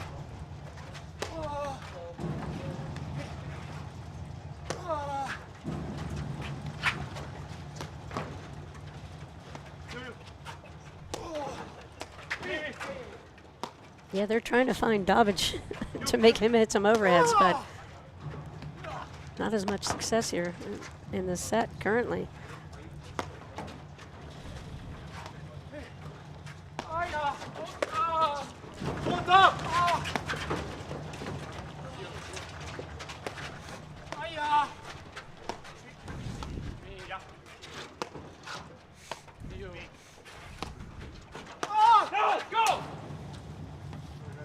Advantage, Benkaim Humphreys.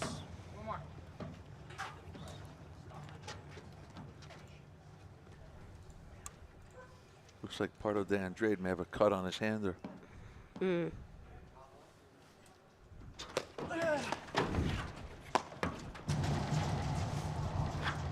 Game, Benkaim Humphreys. They lead the second set 6-5.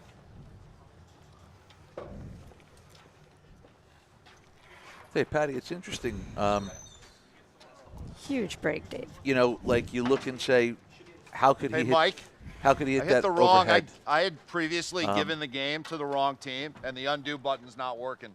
How could he hit that overhead out of the court? Well, if you're watching, that's probably the first. Did you hear the umpire, Dave? I think he was just talking to you. I'm not sure what Mike Davis said, but I think he hit the wrong button when he was inputting Yeah, I the think score. he was talking to Perfect. Thank you.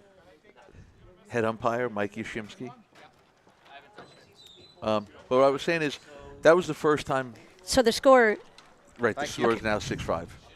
The score is correct. That was the first time Benkaim lobbed over Pardo Andrade.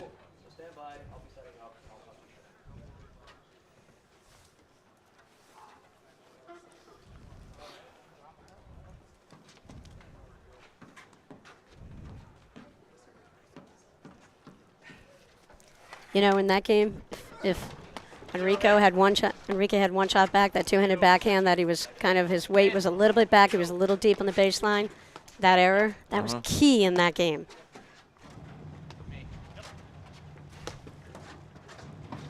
You can see with the lefty-righty, either of them boy. could hit that ball, and it's crystal clear. What an between- overhead. yeah. What a get.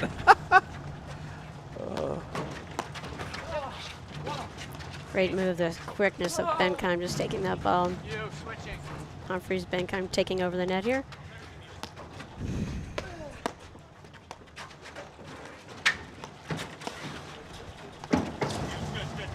Look at that court coverage from Pardo Andrade. David's, he's fun to watch. There's not a shortage of athleticism out there. You, good. Dave, what I was saying, the lefty-righty right here, it's crystal clear. Humphreys is just getting out of the way. Any ball that's kind of in the middle between them two, and it's a lob, he's giving that shot to Benkaim. Humphreys is taking the ones directly behind him. Go! Great rip cross court.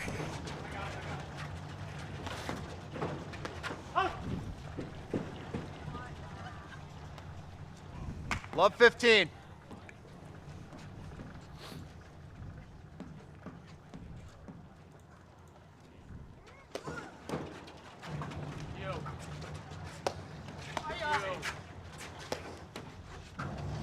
I go.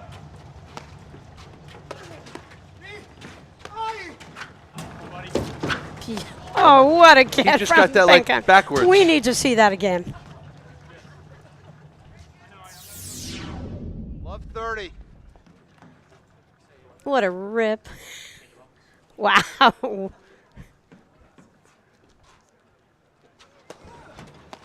That might have been almost the best shot I've seen this year, Dave. It was a pretty good one. It took a lot of imagination and creativity.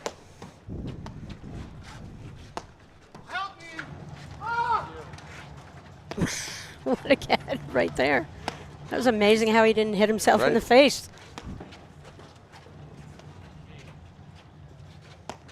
Dave, following this match, women's quarterfinal action coming up.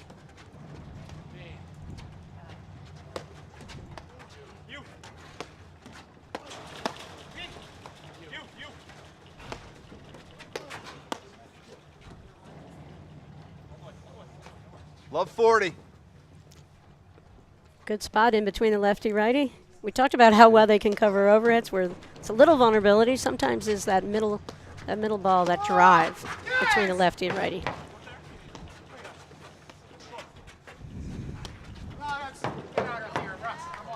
Awesome. 15-40.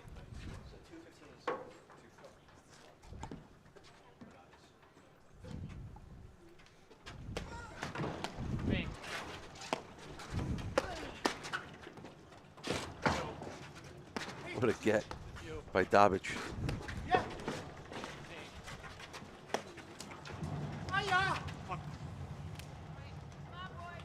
30-40. That cross court slash overhead by Benkaim is pretty nasty. It just stays so low and it's hit so hard. And there's so much spin on the ball.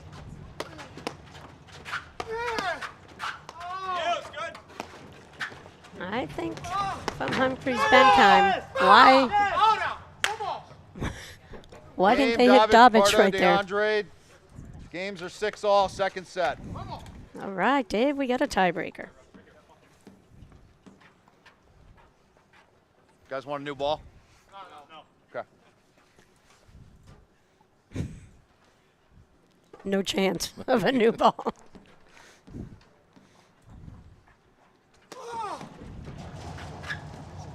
Uh-oh. One love. Starts out with an ace. Really good serve there.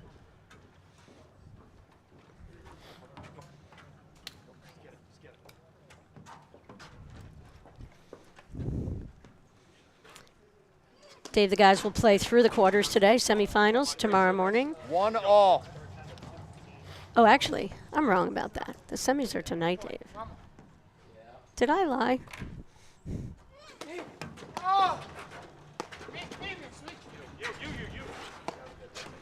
That's you. Bouncing. The semis are today at 5 o'clock, slated for 5 o'clock. But clearly the length of this match is going to push things back a bit. That's the women's That's the semifinal? women's semis. Yep. Good point, Dave. The men have a little different schedule. I go.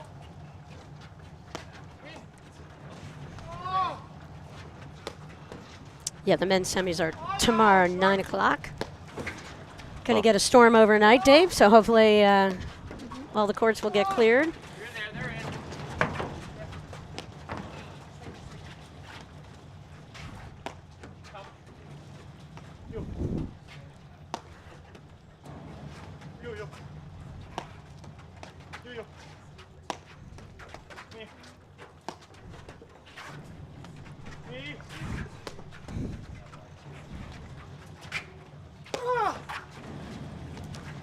Toronto Mitchell have advanced 3-1 in their 16s match, and so they await the winner of this match, and that match is slated to be at 3 o'clock.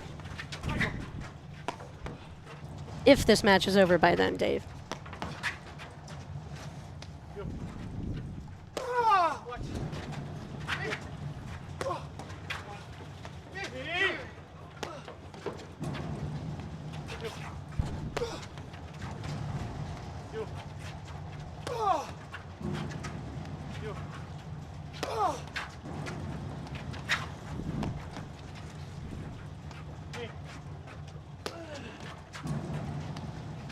I see a big roller coming out of Pardo de Andrade shortly.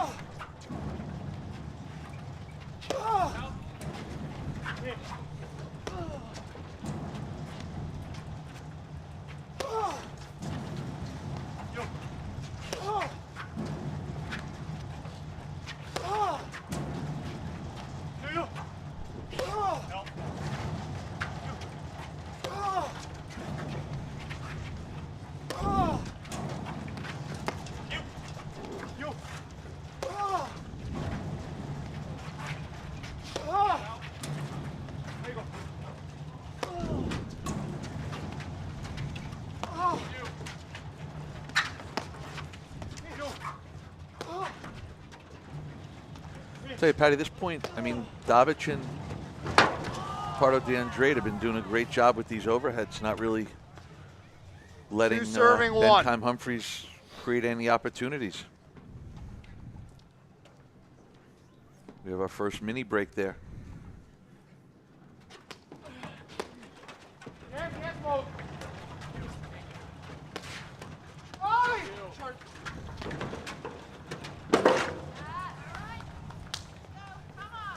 Two all.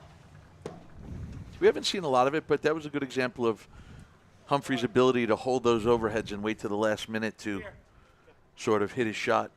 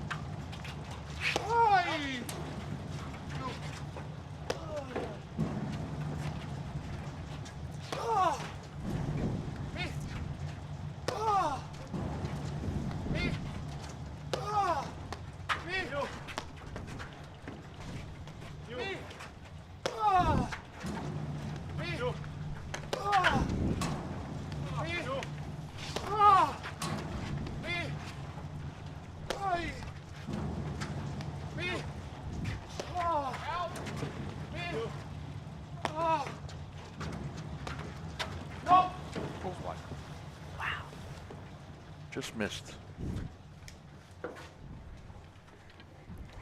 And I had a feeling that was going to, not the ball was going to go wide, but I think that I had a feeling that Humphreys was going to look to 3-2 Dabic, Pardo de Andrade in the tiebreaker. Take a swing at Two that. serving three. You mean he was going to take a shot, and if he made it or miss, he wasn't going for a body at all there. But I just thought, you know, from the previous point where Pardo de Andrade hit so many good roller overheads and then finally caught the nick, I don't think Humphreys wanted to see that happen again. And one of the ways to kind of stop that was going to be from looking to hit a drive. And you could see, even though he was like, you know, on the defensive for a lot of those overheads, he was still kind of measuring his possibilities for an opportunity to drive.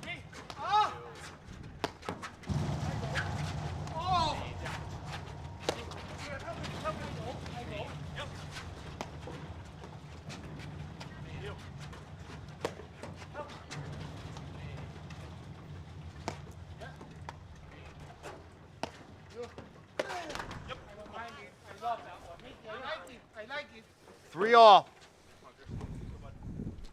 Little positive reinforcement there by Pardo de Andrade, and you know, sometimes it was a perfect opportunity to drive. It was a really good decision. Just needed to aim a little bit higher over the net. 4 serving 3.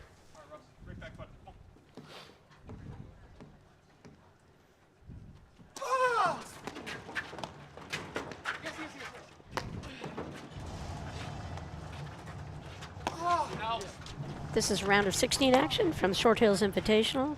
Far side deuce court, the lefty, Chris Humphreys. Far side ad court, Russell Benkaim. That's Enrique.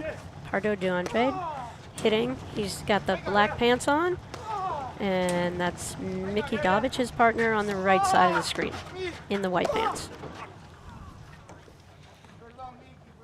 4 all. Patty, I have to be honest. I wanted to see that ball go over the net because I wanted to see what it was going to do.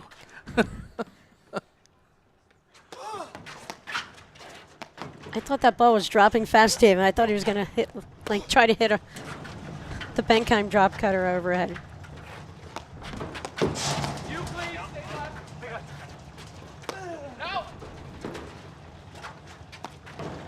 Good call there by Benkaim. Yep, great coverage as a trailer on that play when the ball's rocketing into your partner's corner. Just always be ready. Have that paddle open so you're ready to lob a ball if it comes your way. And I think you see the communication. You know, once Benkaim didn't really know if it was going to be a side back or a backside screen, he goes right to the side screen and he calls for help. And Humphreys is there to play it. Good hands.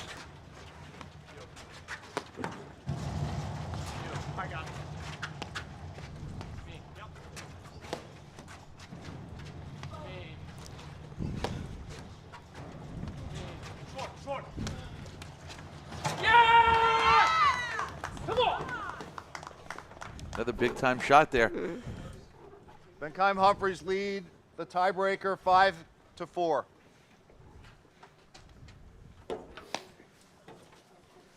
Benkaim's waiting for the right times to pull out that cut drop shot winner.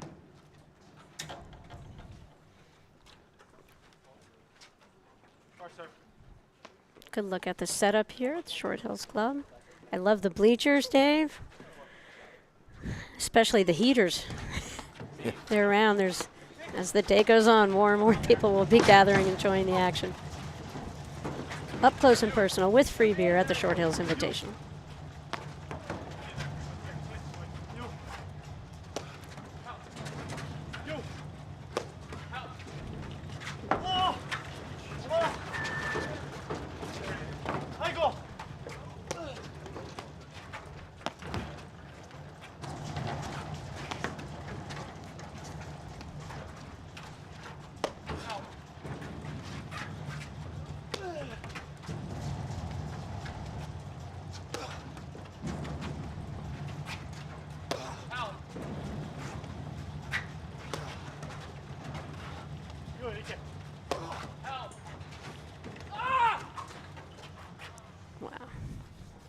Great variety of overheads.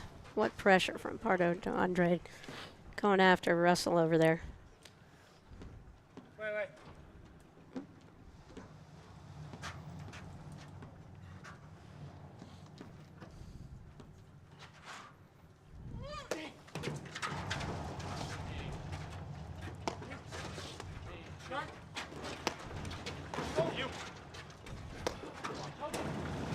Again, going after Enrique in this situation, 5-all, Dave.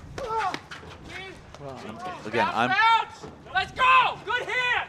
Maybe they're right. No, I don't, I'm still sticking with Dabic has to win. 5 serving 6.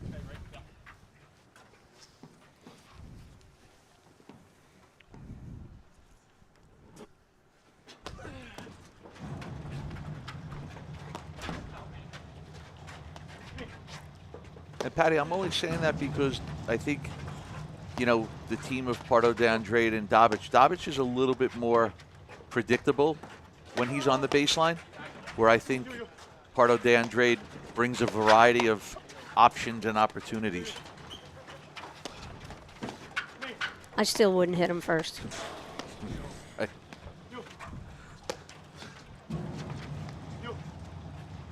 So a match point here for Humphreys and Benkaim to advance for a matchup against Durant and Mitchell.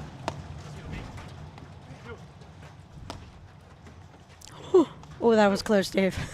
It's a good thing I inhaled. I think it kept the ball in. I think it was actually mostly out, but a little bit in.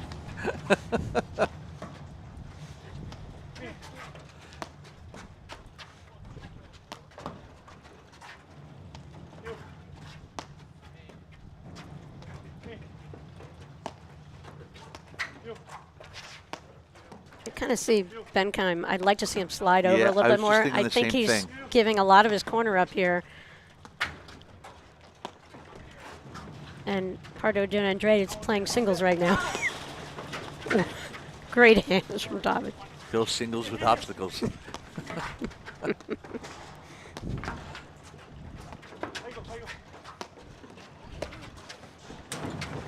And again, that's the play that we've talked about.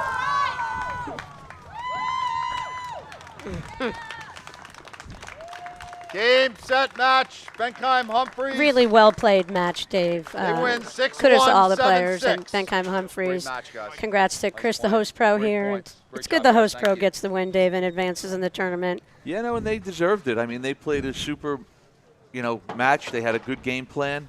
You know, I think maybe a little bit in the second set they kind of veered off course just a little bit. But, yeah, they were able to pull it out in the end with good, solid play. And, you know, came back to, like I said, the game of lob Dabic and drive at Dabic. Lob that once Pardo Andrade was getting involved with those overheads, it was making it a lot tougher. Hey, Dave, wonderful calling matches with you. That's a wrap here from men's 16 round of 16 action. Stay with us for their next match. Women's final quarterfinal action coming up. Thanks, Dave. Thank you, Patty. At Corient, wealth management begins and ends with you. We believe the more personal the solution, the more powerful the result. We treat your goals as our own.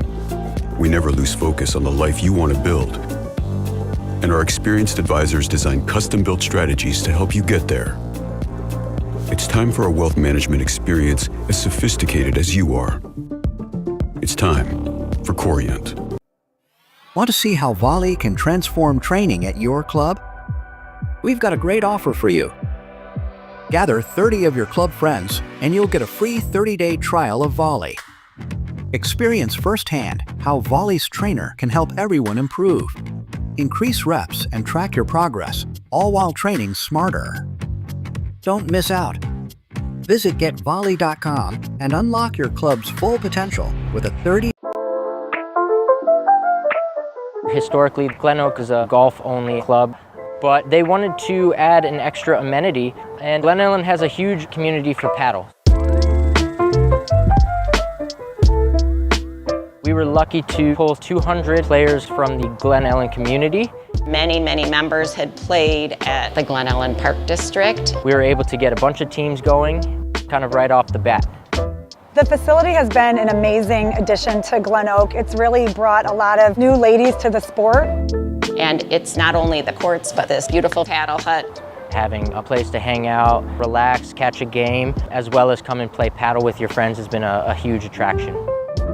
As you come up the ramp to the sports complex, the first thing that you're going to see is that large outdoor patio.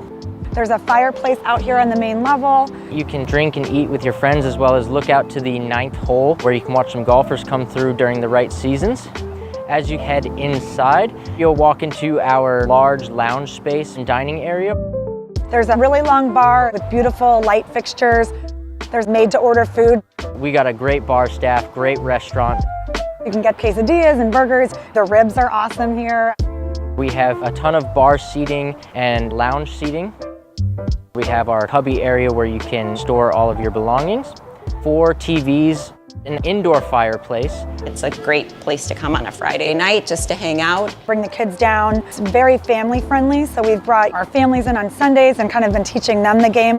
Downstairs, you're going to see a fully stocked bar, as well as 3 golf simulators, and our second outdoor patio, where you can hang out by our fire pit and enjoy the evening after you play. The membership loves the full year-round rackets operation. There's a lot of different opportunities for all levels. We have children's programs, Couples paddle, mixers. our other friends over at the Park District, we've invited them. We actually tend to call it the vortex sometimes. We'll come down here and we're all getting together and having so much fun, nobody ever wants to leave. So it's really been great. We are at Glen Oak Country Club, and this is the APTA Hut of the Month.